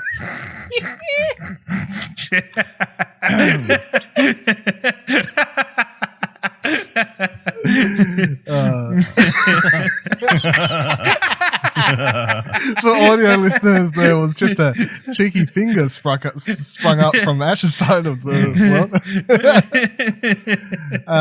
All right, so the next one is Dying Light 2. That's apparently coming out somewhere between March to May. I've not played the first one. I've always had like slight interest. Like every time I see it on sale, I'm like, I want to, but I don't have time, so I shouldn't buy it. Because I've been trying to do better. Because like years past, Dylan would always buy games like that when he saw them on sale and never get around to them. And every time I've done this, I've picked it up so many times, like EB or like even Steam sales. I've like added it to my cart and be like, "When the fuck are you gonna play that?" And I like delete it and like get rid of it, try to save my money. But Dying Light 2 may have obviously more of a chance because it's a new game, so it more likely get played, and because I don't feel that bad without playing the first one, considering it's like completely new characters and everything else. And different I wouldn't feel bad about not playing the first one. It's one of those games where you could jump into the sequel and still have a fantastic time and understand what's going on. You might need to look up a couple of things that they say, but other than that, like, so it's a good game. It's interesting we haven't seen it for so long too, because they had like a big presence at E3 last year, and then it kind of just I haven't seen much about it for ages. So. Didn't they have a big playthrough demo at some point this year? I'm pretty sure I remember seeing a fairly big. Not on stage though. Like it was just like it was like just a online thing. They uploaded like an hour of gameplay, I think, or something like that. Yeah. They haven't appeared at like any of the things. You know what I mean? Like no Stream Game Awards, Xbox Gamescom, PlayStation event. Like I don't know anything. They haven't been in it, but they have dropped gameplay. Yeah. So I'm keen. Do you care about that at all, Ash? No, but that's like one I'd like to watch someone else play. Well, you like seeing people seeing get the gameplay. It was like, yeah, I could watch that. It's got, for me, I think it's got the best parkour in any game. Yeah, like even better than Mirror's Edge. the Like first Mirror's Edge found, the first and one. This is supposed to be better. Yeah, exactly. So, like, especially Mirror's Edge, everybody loves parkour in that, but for me, that always felt very it lacked the combat to back it up, or? Yeah, and like where this one, it feels like the parkour skill is there as freedom for your movement. Like it's very freeing to move around and run through the city and be able to dodge shit. I don't think there's much of a scarier experience than that game at nighttime. That game at nighttime is fucking nuts, and I hated any time the game forced you to play during the night because there was lots of scary shit. But no, it was a fantastic game, and it was a really good setting because they didn't choose obvious locations for the game. Like it wasn't set in America like all fucking zombie movies are. It was like one of the Africa. It was Africa or somewhere like that. Or maybe that's the new one. I think that's the new one. France or something. The new one's France. Because I remember the trailer being about like helping factions and stuff in France and Vive la Resistance. Vive la Resistance. The Resistance. Talking about European places, Empire of the Synth. I don't think that's anything to do with European places, but I tried. I think it's set in New York. America, my dude. Empire of the Synth's coming out. I've been looking forward to this since we first saw it show up in the Switch, the Nintendo E3 last year or this year. I think it was definitely a direct. Yeah, or something. We've since found out it's coming to PC, PS4, and Xbox and everything, so my choice of where to play it is good to go. It's basically a sim/strategy game where you play as a mobster, I guess is the way to describe it, right? Like, yes. you're going to be... It's a mobster sim/manager game. Yeah, so you're going to have combat, and that's going to be your kind of like your XCOM-y / type gameplay, I guess, is the way to describe that. where you're going to have mob shootouts and stuff like that. And that stuff looks great. That looks lots of fun. But then I think what's super intriguing to me is like, it's not just that. And I'm going to have this be able to like go up to people and do the whole like, I mean, give you $300 a week or I'll fucking destroy your store. Like the mob stuff from the 50s like and stuff. So. The fantastic like Mafia games and the Godfather games used to be. Godfather Part 2 was all about that. Godfather Part 2 was fun. That's what that whole game was. You're literally going into stores and just being like, I'll fucking beat the shit out of you. Yeah. It's... It is. What the fuck do you mean? Sorry, I don't know why. I was thinking of Part 3. And that's why I was a bit. Part 3 is bad. Are you going to play this, Ash? This is more. Yeah, definitely. This is something more up my alley than what we've been discussing. Gotta have to. I need my action slowed down into real time strategy type. Yes, please. I don't need to do it on the sticks. Ciaran, do you care about this? I'm interested. I hadn't heard of it, so I literally, before you jumped into it, I loaded up the webpage and I was just like, this looks cool. This looks very fun. I'm super interested in, as I said, those Mafia Part 2 game, those Godfather Part 2 game, and the Mafia games were, like the earlier Mafia games were really good, and I really enjoyed them. So this looks right down that kind of alley. Yes, yeah, just with the less action based and more strategy based, I guess. Yeah, exactly. Which it's very much more strategy, being running the family, running a criminal enterprise. Hopefully, you get to have a daughter, and people come to you on her wedding day. Hope you get to put a horse in a bed. Yeah, that'd be some cement shoes. Yeah. Next up, we have Ghost of Tsushima. Ghost. Fuck my life. One day I'll stop saying ghosts. Ghost of Tsushima. Ghost of Tsushima is the sequel. Yeah, we'll see. It's got co-op. Well, you see, Dylan, when this comes out, we'll all be ghosts of Tsushima. Like, there won't just be one. All of us will be. Yeah, so, all tied together. So that's coming out somewhere between June to August. Of course, I'm putting my bets on August. Showed the massive trailer last week, Game Awards. I feel like we're all going to play it. This definitely falls into one of those categories of everyone's probably going to play this. If you're on PlayStation, you're probably playing this game, or 90% of people are probably playing this game, I feel. So the one thing I'll say is that this is not one of those games where I'm sick of trailers. I definitely feel like I would like to get a full gameplay demo, I guess, or something, so we can get answers of how does the combat... Just play one mission. Yeah, something like that. Just because so many people have questions, and I definitely feel like it comes down to the whole Sekiro thing, where people are like, what's the combat? And I definitely don't feel like it's going to be Sekiro at all, but people will still want to get that answer. From the little snippets of gameplay that we saw, like the very minor ones where it looked like infiltrating and taking stuff down sneakily, it reminded me of the old ninja-based games Tenchu on PlayStation 1. You guys don't give me nothing. Yes, I didn't like them. Tenchu was great. You didn't like them? They were. I don't think it'll be as stealth based as Tenchu was. That's why I didn't like them, stealth based. I couldn't beat them. Yeah, it was extremely stealth based. But I think this looks very similar with that kind of that stealthy kind of infiltration and killing people. And I mean, it's Sucker Punch. I feel like that answer's it's not going to be a Sekiro. Oh, so it's Sly Raccoon, but the samurai. I gotta admit, when they have these shots of him sitting atop buildings and whatever in the trailer, I was just picturing someone's gonna hack this game for sure. Please, someone hack it and change the character model to Sly. Up there with his cane, ready to jump in. Yeah, so go team. Yeah, looking forward to it. Next one we have is Gods of Monsters. This was originally scheduled to come out early in the year, February or whenever it was, and now it's got delayed. So. I think that's good because they were originally here's a game, here's a trailer, here's us saying it's inspired by... Was it a trailer though? It was a trailer. It's a trailer. Just because it doesn't have gameplay doesn't mean it's not a trailer.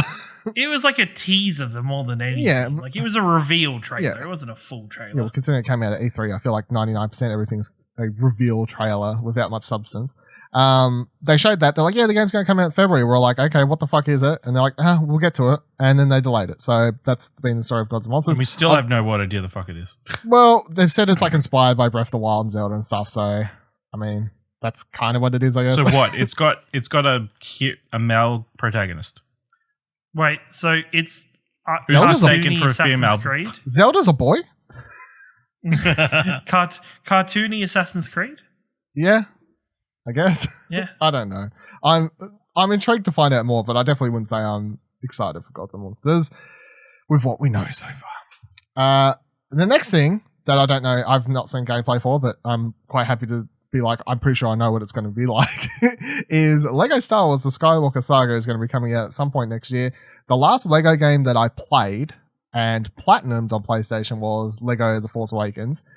It was really weird because they did The Force Awakens Lego game. They didn't do one for Last Jedi. And now I don't feel like the content of Last Jedi really suited a video game. I know, but I Lego, don't think there was. they make it chill, so I don't know. I desperately want to play The Last Jedi. The Last Jedi Lego game? Just Well, I mean, it's gonna be here, You so- go on that island and there's all these porgs all over the place. Yeah, you can hit them Lego and they porgs. give you coins. Fucking And then all of a shut sudden up. you teleport to the end of the movie because, you just jump to... Yeah. I feel like, so they've officially confirmed everything about this, but it is going to have Last Jedi content in it. It's going to have the Rise of Skywalker content in it, obviously. But it's the whole franchise again, but they've obviously done the first bunch of games before. I feel like obviously those levels would be like probably shorter, just like 1 or 2 levels for like those earlier movies. And then once we get to like the Force Awakens stuff, they'll do some more new levels or remake stuff, I guess. I don't know. And then I guess the majority of the content for the game, I'm hoping and presuming will be Last Jedi and Rise of Skywalker levels, even if like it's heavily leaned at like Rise of Skywalker levels. But I'm definitely going to play this. Obviously, I'm a huge Star Wars fan. I enjoy the Lego games. I swear I would play pretty much all of them if I had more time, because they're just they are like just chill. They tick something in your brain, like going around collecting the fucking bricks and unlocking all the stuff and whatever else. They're just fun. So I'm down. You gonna play that? Can't wait to play the Canto Bite level, and it being the most fun level in that game. Yeah, it's gonna be great. I can't wait to. I can't wait for Broom Boy to be unlockable character. You joke, but knowing he better be. Knowing the humor of these Lego games, I honestly wouldn't be surprised if Broom Boy is legit a character in the game. Just saying. Better be. They usually are pretty funny with the jokes in these games. And him to be the strongest character out of everybody, just to be brokenly For the OP. lols. Yeah. He snaps his just broom for in the half, and then it turns out it's a double-sided Just to be lightsaber. just to be like, he's the strongest Force user we've ever seen, but he's nothing to do with the Skywalkers. Fuck you, Star Wars fans. No, the broom bristles turn into lightsaber. I just want to see him hit people with the broom. So. He's here to clean up the trash of the Star Wars communities. If only. The next thing that they have is Magic Legends is coming out, the MMO we talked about last week, of course. Supposed to come out sometime in 2020. It'll be the one MMO I actually try out all year, unless something really random and crazy happens, like a Star Wars MMO or some shit like that comes out of left field. But I'm definitely going to give this a go. I'm committed to at least giving it a go, simply because obviously I was a big Magic the Gathering player at some point. If you don't know that, that's now a thing that I've said.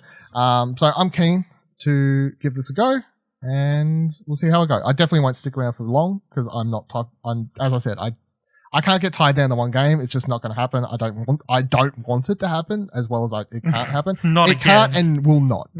I've already did my league thing where I missed like a year of games, so I'm good. Which is funny, because every time Ciaran's like, I didn't know what's happening for the last 12 months. I'm like, I know how you feel. Like there was that year for me too. But yeah, I'm gonna try this. You gonna try this, Ciaran? Yeah, no, I definitely try it. Especially if you're trying it, I'll jump in and play it with you. Spam all the buttons and do attacks or whatever you do. Spam all the buttons, and we work out our rotations, and we join guilds together. Whatever you just said. There are guilds of Ravnica, so you'll enjoy the guilds. There we go. If we go to Ravnica, I'm definitely playing. Definitely going to Rav. It's a fantastic place. Ash is like, shut the fuck up. Next game on the list is No More Heroes 3 coming out for the Switch. I never played, so I played the first one, didn't play the second one. I think No More Heroes games are funny, ridiculous. I didn't play that Travis Strikes Back thing, obviously, either, because that just, I don't know, it was a spin-off minigame thing, didn't super intrigue me. I'm intrigued to play this because it's silly. Remind me, was number 2 on the Wii U? Or was number 2 on the Wii and I the think number it was 1 the was Wii somewhere U. else? I don't actually remember, because the first one was definitely the Wii. The first one was the Wii. Okay, the first one's the one I played then, because I couldn't remember if it was one of those ones that it was randomly on another platform before. No, it was on the Wii. No More Heroes 2 was. It was on the Wii, so yeah. Oh, okay, interesting. I just never got around to it for whatever reason, but I did play the first one because That was when I got the first one because we got a Wii and I played that and like Mario Galaxy and some other things. And then I think I just dived off playing Wii games at some point. But I enjoyed the first one. Of course, it was funny at the time because you'd go on the toilet and, you know, take a shit, save a game, and move your Wii controller up and down to do things. So, yep, I don't know how that's all going to work with the Switch version, but well navigated through that bit there, Dylan. Yeah, thank you very much. Yep. Are you gonna play this, Ash? Yep. You came for some jerking you gherkin of your Jedi lightsabers? That's what you do in these games. That's what you do. No, I'm good. You good? All right. Next game on the list is Orblets, a game that was also on our list last year. So for the one difference between last year is that when we talked about last year, I feel like we was in a niche group of people who were probably putting it on, bringing up as games to look forward to in 2019. And since then, of course, it's now being made Epic Store exclusive. Now everyone hates it. But we're still going to put it on our list because we're not fuckheads. So I feel like it's been long enough that everybody forgot. Until it releases. I guarantee when it releases, everyone will suddenly remember. Yeah. Oh, they said those babies, all developers, oh, so. I feel obligated just to buy it solely because of what they went through. Yeah. To be honest, so that's how I feel about Orblets at this stage. Of course, I want to play it for other reasons because we talked about it last year. It looks cute. It looks like a weird combination between like Pokemon and a gardening game. I don't really know. It looks really unique. It looks really cute. It's #cutest game. So yeah. Next one is Psychonauts 2. Psychonauts 1 is on my list of maybe hopefully I'll play that at some point before Psychonauts 2 finally releases. We'll see how I go, but either way I think it's going to be one of the bigger indie quote unquote sort of releases. It's not really indie anymore because they've got brought up by Microsoft, I guess, but yeah, it's really not indie at all. It might have been at some point, but not anymore. Thing of me is the unspoken lord of indies really, but why can't I remember his name? Tim? I should remember. Yeah, Tim Schafer is like the unspoken lord of everything. It went from indies to everything pretty fast there. Yeah. Yep. Because, you say Tim Schafer and then Lord of Indies? It just kind of reminds you. It reminds you of his power. Yeah, he's a powerful man. You going to play this, Ciaran? Yeah, definitely. I really enjoyed Psychonauts 1. I was kind of sad I never got to play the VR game. Well, you can if you buy VR. Just talking about buying VR. Yeah, if I buy it, I'll get to jump into that. So, yeah, it'll be good. You haven't played Psychonauts, have you, Ash? Sorry? You haven't played Psychonauts, have you? Pay attention. No, I haven't played Psychonauts. No. Eyes at the front of the class, chalkboard ahead. I feel like that answered it right there. Yeah. No, I haven't played Psychonauts. I think I've got it several places as well. Probably. I think that was a PS Plus game at some point. You probably would have maybe bought like a random. Nah, you wouldn't have bought a Humble Bundle because there's been heaps of Humble Bundles that have had. Maybe I might have. I can't remember. Maybe. It's always in everywhere. Maybe he just brought it because he wanted to give to charity. Yeah. Maybe he's like, I mean, honestly, that ends up being the real reason. That ends up being the charity gets more of it than I do. Yeah. Yeah. I just never end up playing. Pretty sure every Humble Bundle I've brought, I've never played any of the games. So, I mean, that's how it works. Or read any of the books. No. Yeah. Next thing on the list is Rainbow Six Quarantine. Obviously, I'm not really a huge fan of the old Sieges, but I am intrigued in this because I appreciate Rainbow Six's gunplay and think that would be a lot of fun in a co-op game instead of a competitive game.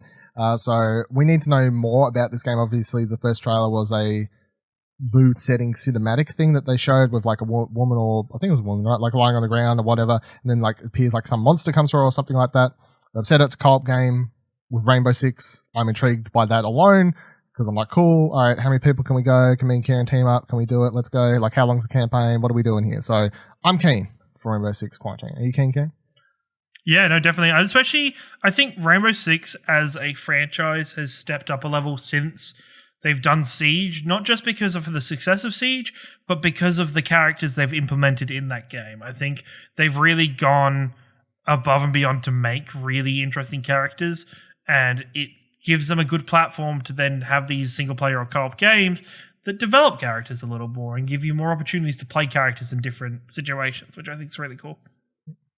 Next one is Session. So that's currently in early access. I haven't brought it in early access yet, but Skate? It's Skate 4, basically. Skate 4? Yeah, Skate 4. Skate 4? Yeah. So it's going to come out of early access apparently next year at some point. I'm hoping that adds a few more elements. Like, obviously, at the moment, I remember when it dropped, I watched Kotaku did a live stream of the early access. That's like how much I've seen of it. And it only has like one area in it, and like obviously there was bugs and these sorts of things. So I'm hoping the full release will add a bunch more tools. Like they was talking about adding, you know, like photography tools and like ways to capture gameplay and all these sorts of things. But I've also I've read some features about it with people that are huge skate fans that are writing like it's coming along really great.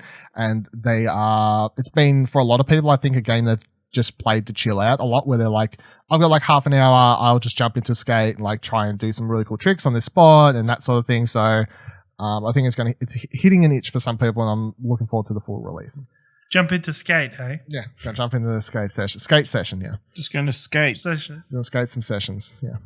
Next game on the list is one that's coming out somewhere between January and March. SpongeBob SquarePants SpongeBob SquarePants Battle for Bikini Bottom Rehydrated, the re-release. Once again, much like Sterile Humans, it's a weird re-release that THQ Nordic's putting out for reasons unknown to man. But Ciaran, you're excited for this one? Yeah, I'm looking forward to it. This game was great. Like, I didn't think even as a kid, I was probably too old.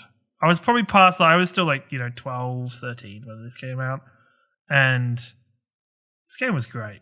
Like, it was really fun. I really enjoy those not RPG, but those adventure games where you get to explore places you see on TV.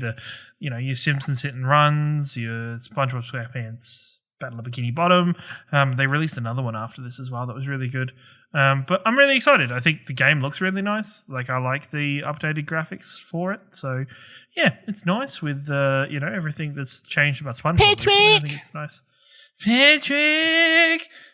And also SpongeBob has been one of those things where, I've realized going back to it or watching random episodes now, there's a lot of adult jokes in it. So I'm interested to see, what's in Bikini Bottom that I just didn't pick up the first time I played this What's game. in that Bikini Bottom? That is a good question. What is in that Bikini Bottom?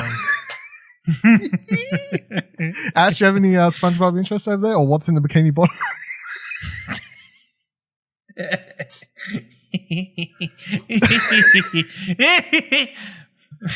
No? Poop.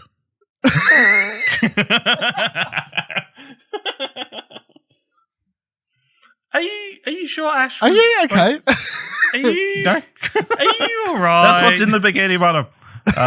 Thanks. Moving on. No, I know. I'm good. Once again, he was working his 9-to-5 job when this game came out. Skatebird's the next game that's coming out at some point in 2020. It's a rival session, really. Session's like filling the skate itch. Skatebird potentially fills the Tony Hawk itch in a lot of ways, I guess. I don't know. Yeah. Probably not going to have the It's got soundtrack. things that sound like birds. Yeah, exactly. Tony Hawk, Skatebird. It's literally a Tony Hawk game. It's yet to be revealed. Probably ride for the team Birdhouse. Maybe. So they showed this game first off in kind of funny thing, wasn't it? I think it was the first one. Yeah, one of the things they did. It showed up for a hot 2 seconds in something recently. I can't remember what. Was it the Game Awards? Or something else? Nintendo Direct? Nintendo, yeah, Indie World? It was the Indie World thing they did recently. It showed up for a hot 2 seconds in that, so it's coming to Switch now. Sometime 2020, you are literally a bird, you're on a skateboard, you do tricks. It's very arcadey like the Tony Hawk games though, so silly, obviously. It's silly in concept because you're a pigeon riding this fucking board, but it looks like a lot of fun potentially. So doesn't have the skill level of your session skate, but it's more accessible, obviously, and silly. Next game on the list is one that I think we saw in some sort of direct thing as well, which is Spiritfarer. Has this amazing, beautiful art style. At the Xbox E3 thing.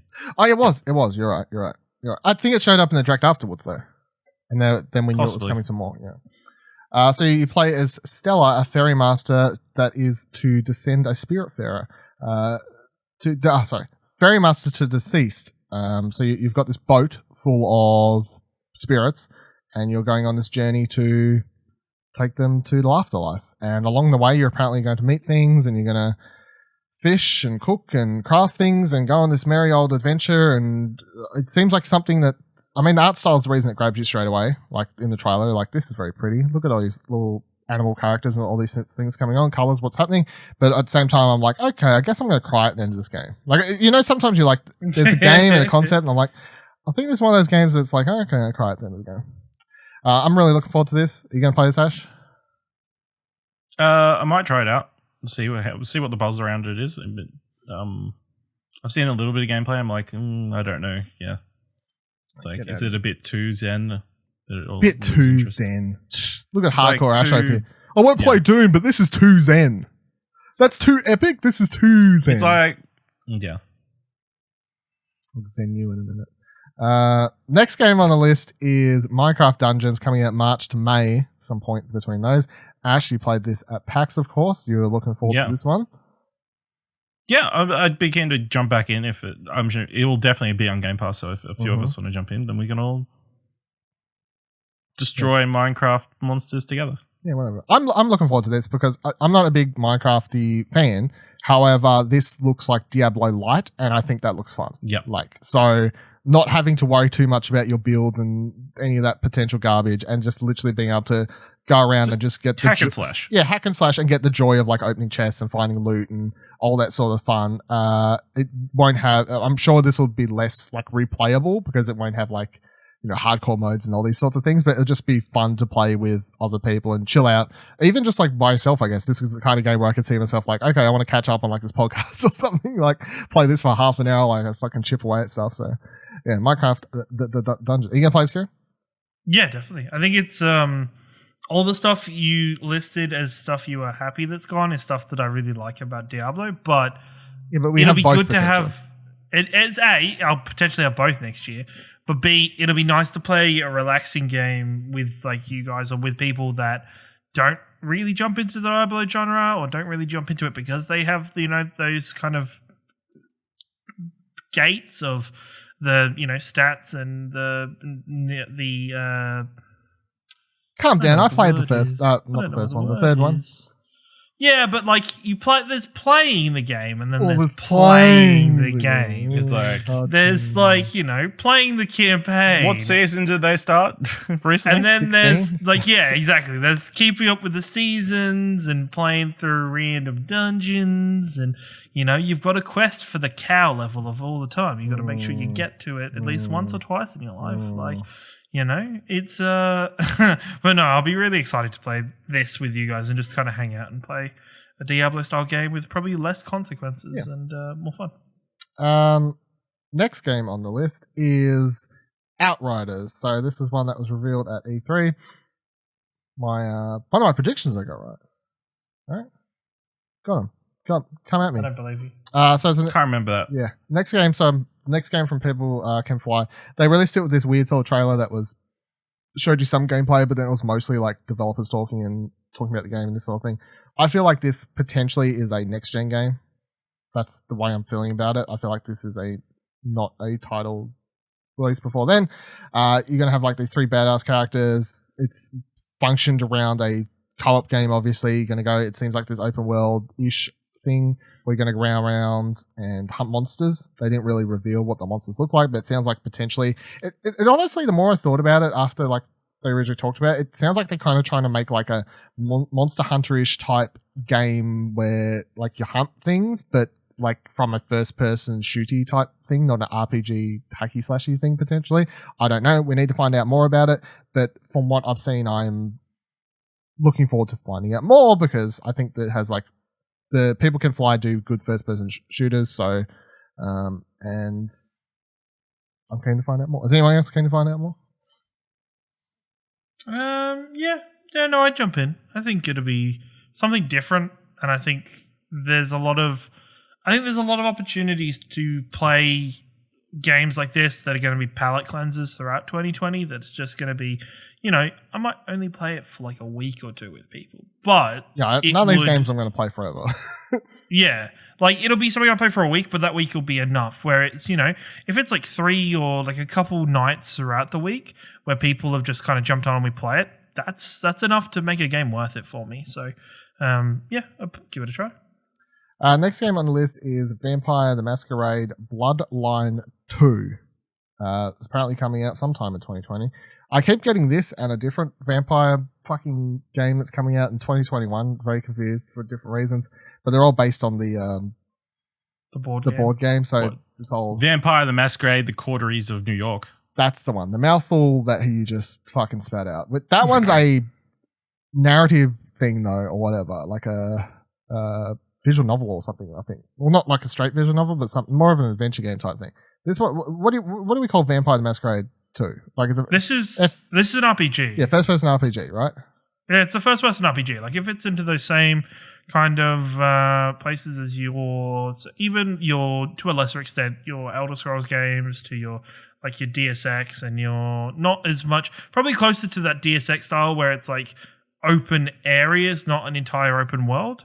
And it's one of those games that's really fun. I was watching a streamer randomly play the first one the other day, and the first one is a lot of fun. It's very wacky, and there's a lot of like it's the first one is if they turned Blade 1, like the original Blade movie, into a game. Like it is that style of just kind of music and just the styling of people and just what they look like and everything. It was just kind of ripped straight out of Blade, and it was really cool. Like there was a lot of customization, and like what class and what race you picked at the start of the game made a lot of difference to how you played the game. I'm really excited for this. I think it'll be really cool to see an updated version of this game. I'm mildly interested. I think the reason my intrigue's being halted constantly is because I've just been like, I don't understand this. Like I didn't know anything about the first one until this was revealed, like at the start of the year or whenever it was. And then I kept saying things, and like I'd read press releases and stuff, and I'd be like, I don't understand what the fuck I'm reading at all. Like, what is happening in this game? The first one had like mechanics based on dice rolls.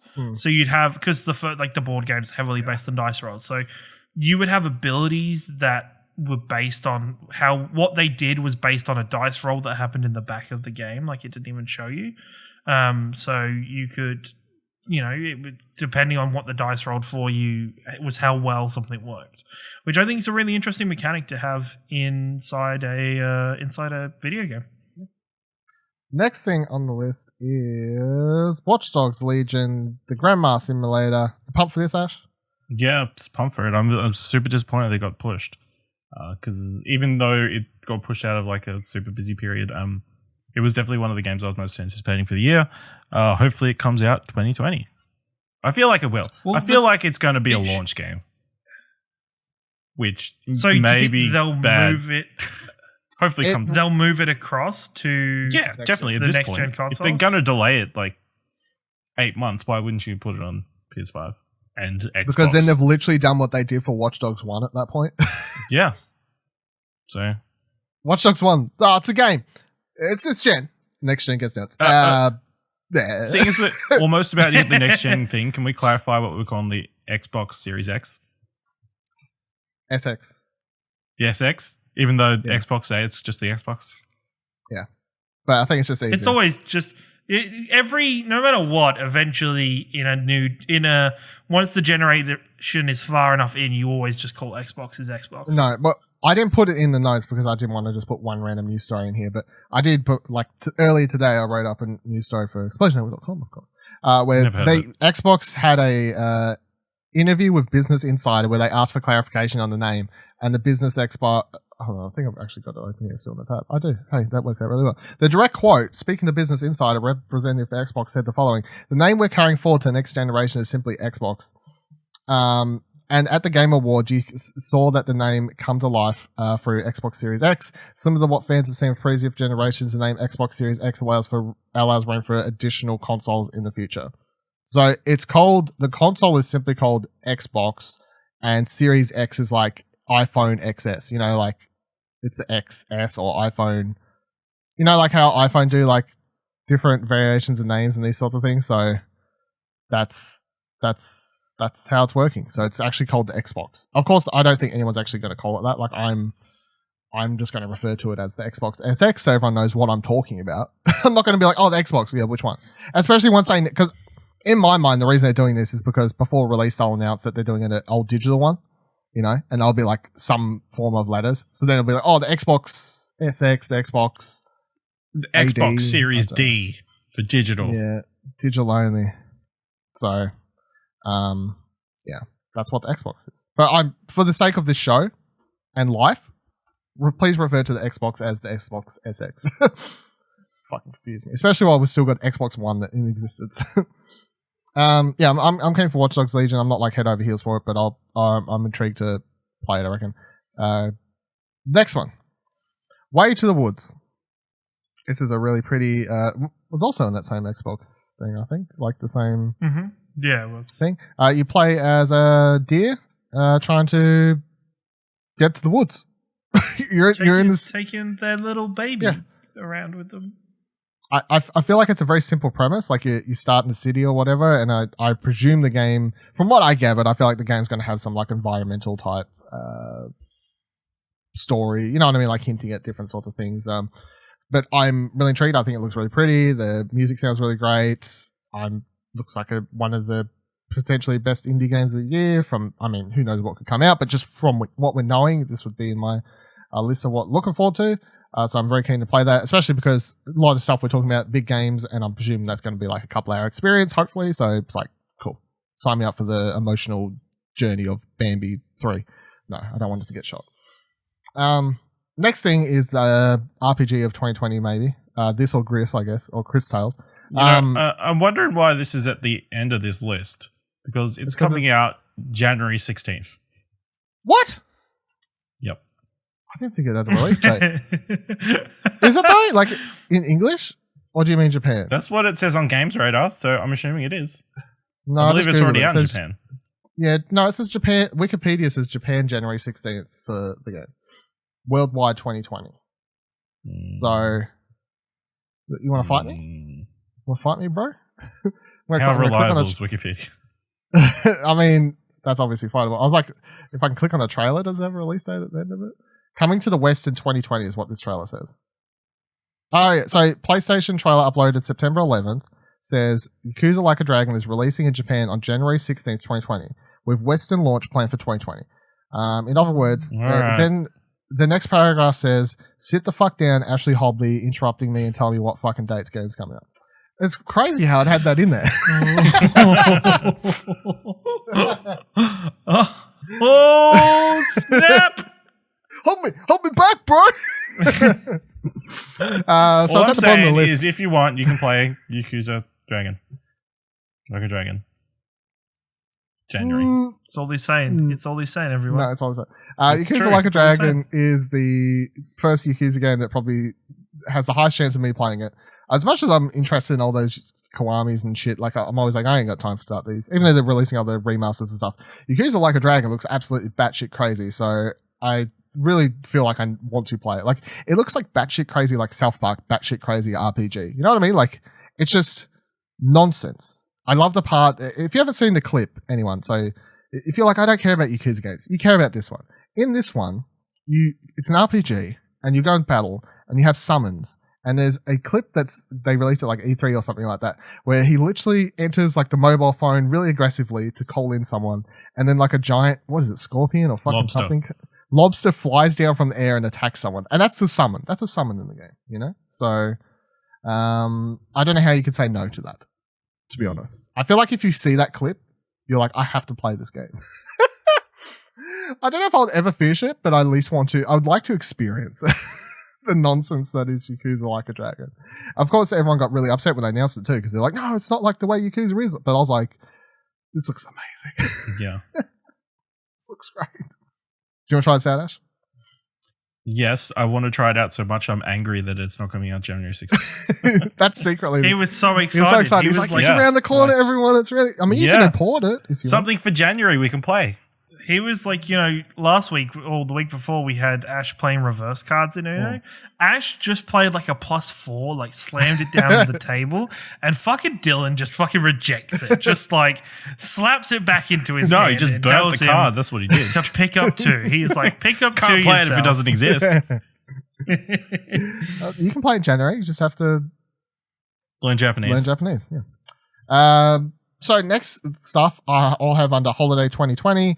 This is all stuff I feel like everyone should be excited about, but I'm just going to listen anyway. So, of course, Holiday 2020 next year, we're going to have the release of the PlayStation 5 with one game that we know for sure that's coming to it, which is Godfall. We're going to have the release of the Xbox SX, the Series X, and potentially the Xbox Series D, and whatever the fuck else, the Series AD, the Series BD, what the fuck? Series V. Series V, vitamin C for you. That's going to release with Halo and Hellblade 2. I don't know if they're both day one releases. I presume Halo is, but Hellblade's currently down as a 2020 from when I looked on the website. So I'm taking that as a Hellblade's a release title, which would make sense given that they showed it off with the game trailer. How great will a release be where Xbox is just like, buy your console? Oh, you've already got Games Pass. Here's like half of the launch stuff with it for free. Here you go. Well, that's going to be the most intriguing thing because, of course, at the moment, Xbox is like doing anything to stay in the game sort of for this generation for good press, which Games Pass has really helped them with because everyone's now like, Xbox is great to have if you just get Games Pass. So I'm going to be really interested to see if Xbox SX launches and they're like, you know what? They're going to have Halo and Hellblade 2 available on Games Pass the day you buy it. Because then it's like, okay, well, are people buying games or are they just buying Game Pass on day one? You know, like, can they charge more for the console and justify it by saying if you buy Game Pass, all those games are free, quote unquote free, you know? So. Or it's like, imagine if they came out and they were like, with every console, you get a year of Game Pass just for buying the console. And we're putting, this is any releases for the next 12 months that we have will be on Game Pass. Like, that would be fucking insane. Like, you'll no longer have, like, people, like, Ash is fucking grinning. I know, he's grinning because he's fucked around with the fucking notes on the document while we're... He's fucking shitting grin. He's being a fucking cunt, is what he's doing. I just saw it. But... yeah, I think if Xbox could come out, it solves that problem that so many people have where they buy consoles and they've saved up money for the consoles and then they only have enough for like one or two of the games from the launch. If you could give them as many games out of the launch on Games Pass, that'd be fucking awesome. Like, that would be so good.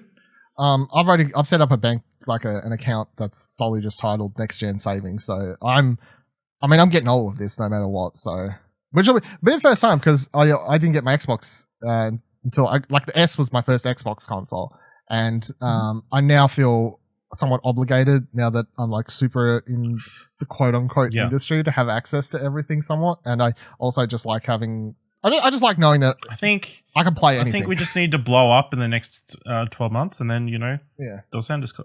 Yeah, maybe. No, I don't think. Well, yeah, no. That's how it works, right? Yeah, knock on wood. But I'm definitely going to get both. I just feel kind of obligated to be there. And I'm also super excited about potentially, for the first time ever, just having both day one, because of course I got the PlayStation, but I never got Xbox, and I was like missing out some stuff, whatever. I read about Rise and all these other games, but never actually play them. Whereas this time I can just be full on into like experiencing fucking literally everything. Day one, everything day one. And even experiencing all the mediocre launch games with everybody else. Shut up, Knack's great. Potentially. That's the exception that proves the rule. Hopefully, before it comes out, Dylan will be more interested in Halo because he would have played through all the Halos. I've got like 8, 9, 10 months. Oh, no, 9 to 10 months. We've got 9 to 10 months. Like, we can do it. Like, me and you, man, we can just smash That's definitely above Gears at the moment, solely because... That's way above Gears just because it's I missed coming. it. Because originally had Gears Higher. I had Gears High originally to try and do it before Gears 5, but Gears 5 has come and gone now. So now I'm like, Halo... Stuff happens. We haven't organised time. We've got the whole year ahead of us. We can organise time for Halo. Halo's what's on my board to play. It wasn't Gears. I was like, let's put Halo on the board. Where would one see you guys play Halo potentially? Twitch.tv/Explosion Network. Thanks, Ashley. No problem. They should go follow that and listen out at our Twitter at Explosion Pod. If you got an Amazon Prime, you got a free Twitch run. Did you know? This is a great time then. Did you know if you have Amazon Prime, you get, even if you've never used Twitch in your life, you've got a free subscription to use with any Twitch account. So you could be like, I'm going to go sub to Dr. Disrespect. Don't do that. He's a bit of a tool. Yeah. You could be like, I'm going to sub to Tim the Tapman. Great guy. Don't do it. Sub to us. You get no content currently, but currently minimal content. You'll get to see me play Battleborn. But like we said, you'd never used Twitch before, so if you're a sub, you get the privilege of playing Battleborn with me if you'd like. That's a You're preemptively subbing for next year's. you're subbing for next year where we do more stuff and we dive into Twitch a bit more. That's totally on the cards. And there'll be Halo. The only thing I'm going to say for this Halo stream is because I actually want to experience the story properly. If we're streaming it, it's going to be like we're going to be talking and whatever while we're playing it. But as soon as it gets to cutscenes and stuff, I'm going to be like, shut the fuck up, Ciaran. I'm fine because the story is amazing, and I will let you experience it. Yeah. I don't want to take you away. Like for me, definitely play Halo on stream but you know what? Even Halo, even Gears, I'm a bit like. Oh, I don't know, Gears is still good, but it's a fucking really intense, experience. I don't know if we want to see Dylan broken emotionally on That's fine. Yeah, it'll just be like, we're streaming it, but I'm not going to try and ham up jokes to fill this. No. I want to actually, yeah. All right, so moving into maybe in 2020, we've got a couple games here just to go over, some of which... one of which Ash has crossed out, and then another one of which, before we started recording, Ciaran was like, that isn't even a thing. But we'll see here. So, first one is Baldur's Gate 3. They announced that early in the year. It's being made by Larian Studios, who did Divinity, of course. So I think I'm not a Baldur's Gate fan at all, but I liked Divinity. I never finished it, but I like Divinity, and I'd be keen to try out Baldur's Gate 3. So that's the game on here.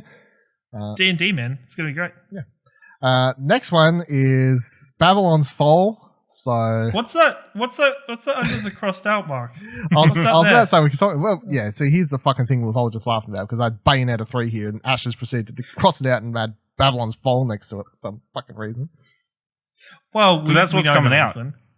We know the reason. It's because they're not working on Bayonetta 3. I don't know why they're you working hate on Babylon's Fall. Bayonetta 3 so much. Ashley just enjoys. I think he's just enjoying. Just ripping on it. They just can't figure out what to do with 3, clearly. They've shown us literally as much. They've put out a whole new game, and now they're going to put out another game before they... I mean, Platinum Games, they pump them out. They've been over pumping out games. But, Pumping out games? I don't think it's going to be 2 in a year. Fuck you. I'm not, fuck you. Are you Babylon's Fall super fan over here now, eh? Sure. Because instead of just crossing out Bayonetta 3, you were like, oh, Dylan's forgot Babylon's Fall. Better put that in instead. No, I just want to remind you why Babylon, the other game that's not Babylon Fall is not coming out. Okay, look, Dylan, this is what happened when you unleashed the vengeful spirit known as Arcade Couch Ashley on you after you ripped away his chances of playing Yakuza like a dragon. In January. You've ripped it away. He's got to get revenge. I hate everything that's going on. I'm really looking forward to Bayonetta 3. It's going to release next year. Next game on the list is Beyond Good and Evil 2. I think... but I don't think it's coming out next year. I think it possibly just gets moved to a next gen title. So. I think it just gets, pushed back again. It's been a while. We'll see. Breath of the Wild 2, I honestly feel like will release next year. Nah. Yeah. I reckon I'll do it. No, I think March 2021. March 2021. If it doesn't release holiday season next year, so Nintendo has some... Because if they release it holiday next year while everyone else is releasing next-gen consoles, Nintendo's in the news. You know what I mean? It's like one of a couple games they could release to kind of stay up with the new spectrum and stuff like that. But even... Why wouldn't you do it as a thing where it's like... Instead of getting caught up in the wash of the next generation stuff, just have it as an aftermath thing that goes, hey guys, we're still here. We're still making good shit on our Nintendo Switch. Fucking come hang out. Possibly. Instead of, trying to yell at the top of your lungs while fucking two ships are blowing their horns next to each other. You're like, hey guys. What do they have if they don't have that? I don't know what else they would have. They haven't got a big game. They haven't got a big game next year. They have Animal Crossing early in the year, and then they've got nothing else. Oh yeah, I guess that's pretty. But the other games we know that they've got coming up are Metroid. That ain't going to beat Zelda. So I don't know what. Do they need something big though? Yes. I mean, it ain't going to be a Pokemon game unless they do Soul Silver fucking Let's Go Silver. Do they? I mean, it's going to go up. Any game they put up would potentially be right around the time the other two consoles launch. Do they want to risk putting out? I don't think they need to do anything massive. Well, let me bring this to you then. There's still those rumors of the more powerful Switch. That'd be good. That would be bad to put up against the other two consoles. Yeah, like if you're going to do that, you do it mid-year. It would still mean Breath of the Wild 2 launches with it. I'm not 100% locked in. All I'm saying is that I would put higher than 50% chance odds of Breath of the Wild 2. Simply because I think they're going to knock that game out a lot faster than people think. Because they don't need to create everything from the ground up. Like, a lot of the assets and stuff are just from the first game. Presumably. And the like core gameplay systems are just the same, I guess. Next game on the list is Diablo 4. I think that will release next year solely because I don't think they would have shown it off at BlizzCon if they wasn't going to release it for like a next 12-month period. So I think that will release next year. I don't know when we'd get a release date for it, but I'd be surprised if it doesn't. I think there's two Blizzard games on this list of maybes, and I think Diablo 4... I don't think they both come out in the same year, and I think Diablo 4 is the more... Or maybe... I think they could put both. It doesn't matter. I think they could, actually. Now that I'm thinking about the state of one of their games, I'm like, yeah, you guys probably need to release both of them. That's fine. Yeah. What was you going to say, Ash? Diablo 4 and Diablo Immortal both coming out next year. Yeah, it's fine by me. I'll play them. Play Immortal. Then we got Dragon Age 4 put down, which is one Ciaran was screaming about. I don't think the odds of this are high, but I thought like it was worth the release bringing up that it's a game that we know is probably going to come. I would lose my shit if they're like, hey, this is a launch next gen title. I'd be like, it could be. Fucking let's go. And that's the only thing I could see it as. Yeah, that's all I have it on it for, as a possible like not launch day launch Windows game. If that ain't it, it ain't releasing. You know. Yeah. Correct, 100%. And I wouldn't even put the odds of that very high. But I'd say it's a possibility for sure. I don't really know. Elden Ring's the next game. I would say that at this stage is probably a next-gen game as well, to be honest, because we literally have seen nothing but a teaser trailer for it, and they've showed off gameplay or anything, so I'm going to say that's a next-gen release as well, launch day, launch window, and if it's not, then I'm like, what the fuck is going on with that game? We still don't know anything other than George R.R. Martin and the guy who created the Dark Souls game. I mean, as Ash puts it, the winner of Game of the Year this year, right? That's right. Yeah. I mean, it's a George R.R. Martin property. It's probably going to be another 20 years. That's true. No, well, he's got other people working on it, so it's fine. Then we got Ghostwire Tokyo. I don't think that'll come out 2020, but I mean, it is a possibility. I would actually say that's far off than we think it is. I think that game went through some troubles, and that's what caused Ikumi Nakamura. Yeah, that's because she left. I'm going to say that. Right? And we never really understood why. She left like a month or two after E3. The game was announced. And it was like, okay, that's weird. I mean, maybe the fame went to her head, and then she just I mean, it's possible, but I'm kind of doubtful. I mean, she's a professional. Wait, so she's Instagrammer gone completely. Why? I missed this because my head was in the sand. She left literally like a month after E3, where she came out and announced the game. Fucking hell! She's been. That's why she's been roaming around like all these studios like the last half of the year. Shows up everywhere. Mm. Apparently she is working on something now, but she hasn't announced where she is now yet. So, but either way, it's really weird. She comes out as like one of the main people working on this game, and now like, so she's like creative director, yeah. See how that goes. Or creative designer, whatever. Sounds like they had creative differences. Do you reckon? Which one do you reckon comes out more likely? That one or the? What was the other one? Deathloop. Neither. I didn't even put Deathloop on here, but yeah, I mean that's a game, right?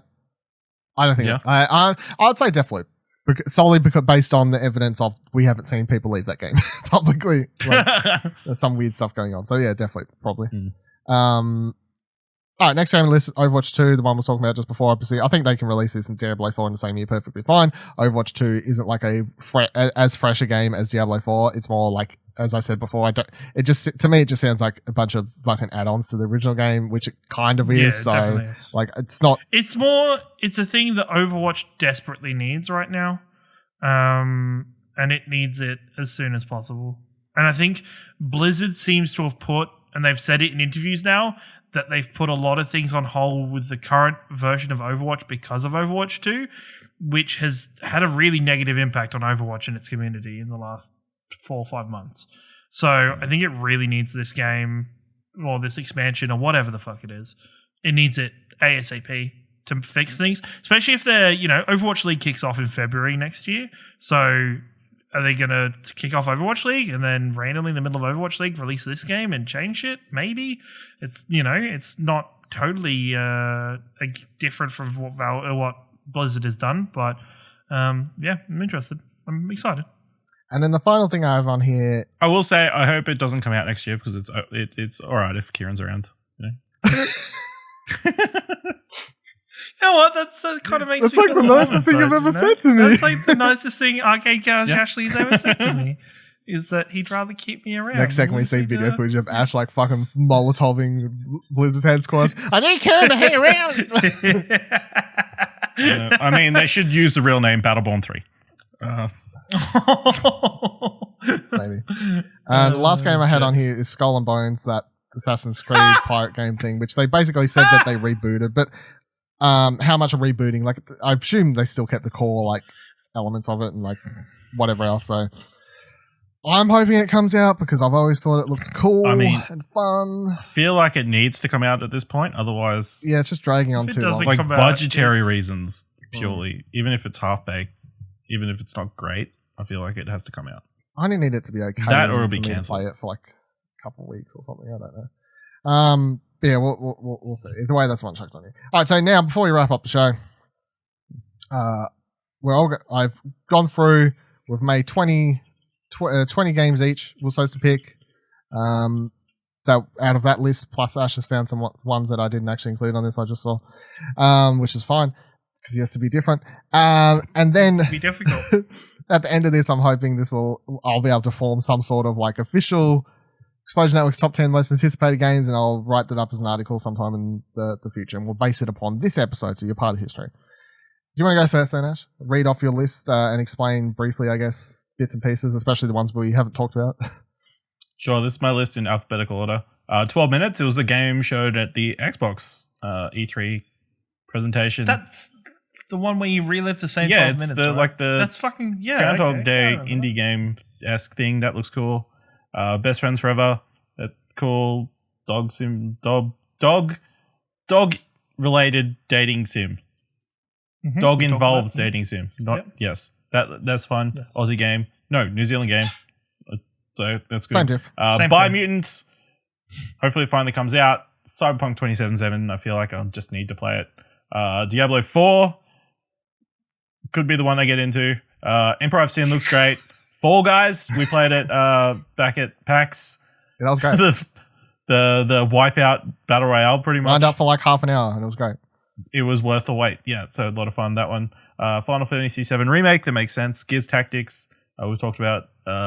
It's kind of up my alley. Ghost of Tsushima, I feel like I have to play because it is a PlayStation game. So, Humankind, that's the Amplitude Studio game that looks like Civ. That could be potentially pretty cool. Maneater, I have a hunch is going to be the Goose Game of next year. It's like the one where you play as a shark. You just kill everybody. That could be cool. Marvel's Avengers, that could be cool. Marvel's Iron Man VR, I feel like, is the VR game of next year. It could be make or break for PSVR, I think. That's outrageous. Half-Life Alyx. Persona 5 Royale, I'm going to end up playing for hours and hours and hours and hours. Persona 5 Scramble, I'll probably play for a lot of hours as well. Predator Hunting Grounds, I feel like we're going to have a lot of fun playing together. Sports Story that they announced at the Indie World at Nintendo last week. I really need to get around to playing Golf Story, but Sports Story looks like even more fun. Watch Dogs Legions was my most anticipated game coming into this year. Unfortunately, got delayed. And then Yakuza Like a Dragon, again, I'm very upset that it's not coming out in January. Very good. Very upset. I nearly forgot about it. That was because we didn't talk about the Indie Direct because apparently no one knew it was fucking happening. No. The one thing in that got me super excited, we haven't talked about it because obviously I skipped a bunch of news and we didn't talk about it last week because we talked about the Game Awards and they happened at the same time. But I will say that Sports Story was the thing from that where I was like, yes, because Golf Story was on my top 10 games of 2017, I think. Yeah, when it released. So I loved Golf Story. That was a lot of fun. So It was only 2018, right? It wasn't that. no, it wasn't last year. It was the year before for sure. Yeah. For sure. It would definitely come out last year. That would be crazy talk. Golf Story is a lot of fun. And it's way longer than you would expect it to be, which is great. And also spoilers at the reveal at the end when they reveal you've been playing in Australia the entire time. That was great. Golf Story released September 28th, 2017. Fuck. What's my forfeit? You have to play Sports Story. Another hour of Battleborn. All right. Ciaran, what's your list? Final Fantasy VII Remake. It's been hyping up for a long time. It's great that it's finally coming out. Half-Life Alyx, even though I'm not a VR superstar, I still am excited to see this game and see what it does to affect the Half-Life world and the continuation on VR technology that it does. Resident Evil 3 Remake. I'm really excited to see Nemesis and see him fuck shit up. It's going to be great. Cyberpunk 2077, taking a week off for that. Don't expect me to, see any of my family for that week. It's gonna be so good, and I'm gonna be so. Feel free to come on Arcade Couch and talk about it. I might, am I allowed to play the game while I'm on Arcade Couch? Like, no. Do I need to stop? Not unless you can do it on your phone like Ash does. Fair enough. Gears Tactics, I wasn't excited for it at all until we saw the story trailer at the Game Awards. So, fuck yeah, it's happening at the start of the war and after D-Day, so I'm really excited for that one. Marvel Avengers, I have somehow managed to hide myself from most of this game. I am shadowed, but I'm looking forward to seeing exactly how that game goes and what that grows into. The Last of Us 2, I think there's always going to be a soft spot in, 98% of people's hearts who play video games, or those who have a heart. Still, jury's out on Ash, but The Last of Us 2 is going to be fantastic. And I think we're going to have, just those callbacks to The Last of Us 1 and the repercussions, those decisions at the end of the game that we didn't make for once in a game, but were made for us as part of the narrative. It's got lots to do. Biomutant, I think, is going to be really interesting. It's going to be really fun to play with lots of those customization options will be great. Destroy All Humans, nostalgia. It's going to be great. It's going to be groovy, as they may say. Ghost of Tsushima. It's a PlayStation game that I think it's just one of those games everybody has to play, no matter what. Persona 5 Royale, because I've given up on playing Persona 5, as we've already discussed. We're going to get Royale with cheese up in this. I like how he's making the same joke as me, but he doesn't listen to Platt. I don't listen to Flat, no. Yeah. And I make that joke every single time we talk about the game. Every time I'm like, Royale cheese, and I see Ash's face just be like... Easy joke. No More Heroes 3, because I really did enjoy No More Heroes 1. I was sad that I missed 2 because Nintendo's whole escapade into the end of the Wii and the Wii U. But I'm interested to play No More Heroes 3. SpongeBob SquarePants Battle for Bikini Bottom Rehydrated is going to be a nostalgia trip full of great SpongeBob action and jokes, and maybe even some SquarePants.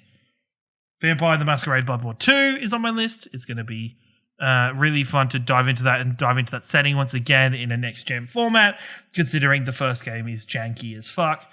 Way to the Woods. I want to play as a deer. I've always wanted to cosplay as a deer. I'm like, man, deer life. Let's fucking go. There's just quotes out of this. I'm like, I want to reach the stage where someone can just take some of this shit, put it on a box. I want to play as a deer. Explosion Network. I want to play as a deer. It's going to give me the options. I want to play Halo. I want to play Halo with Dylan. Like that's one of my goals for 2020. Infinite, I believe. Halo Infinite. Yes, I want to play all of Halo, but especially Halo Infinite.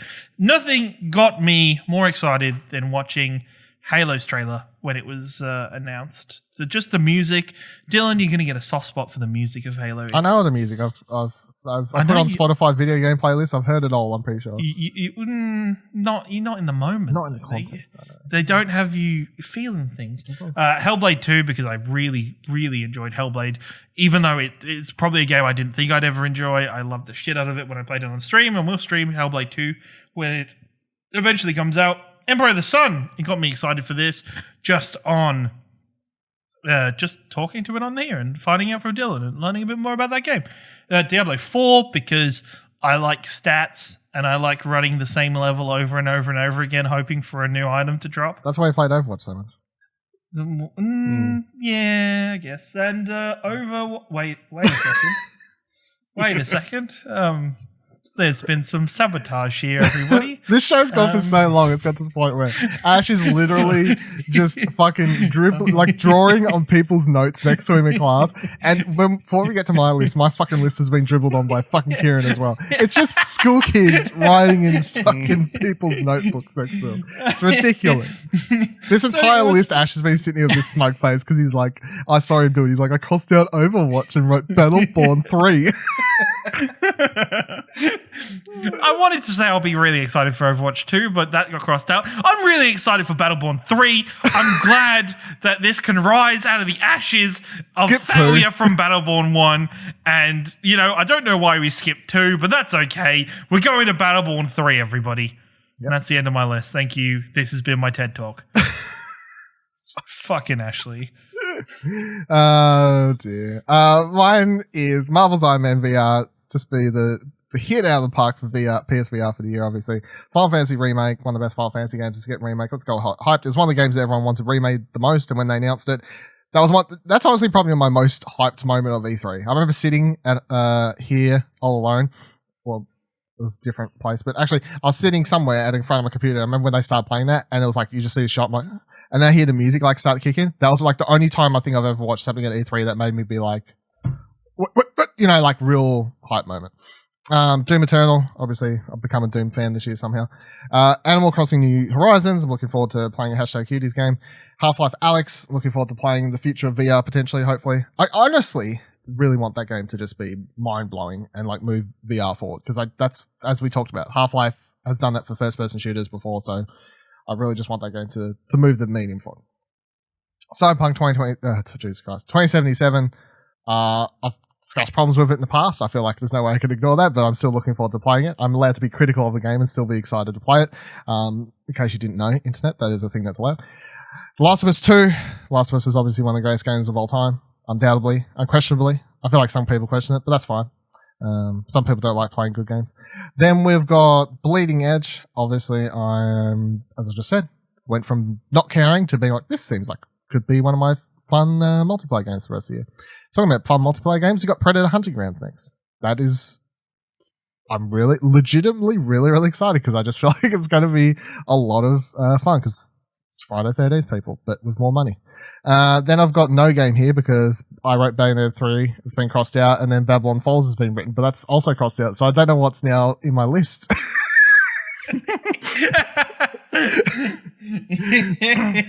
So next game I'm looking forward to is both Bayonetta 3 and Babylon's Fall, maybe, because they're both crossed out. I don't know. Fuck all you, Bayonetta 3. Biomutant. Obviously, I've talked about this a lot for a couple of years now.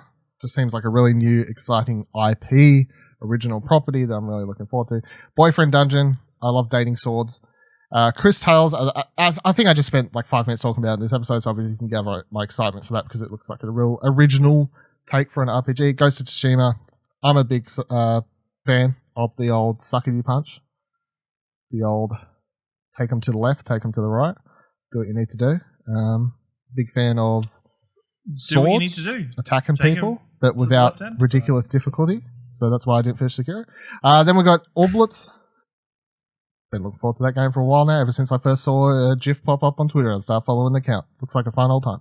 Watch Dogs Legion, I've gotten here simply because its mechanics just excite me, even if I don't know if I'll enjoy the story as much as I will just running around as an old lady. But, I mean, that's enough to really excite anyone, really. Hellblade 2, obviously Hellblade was my Game of the Year 2017.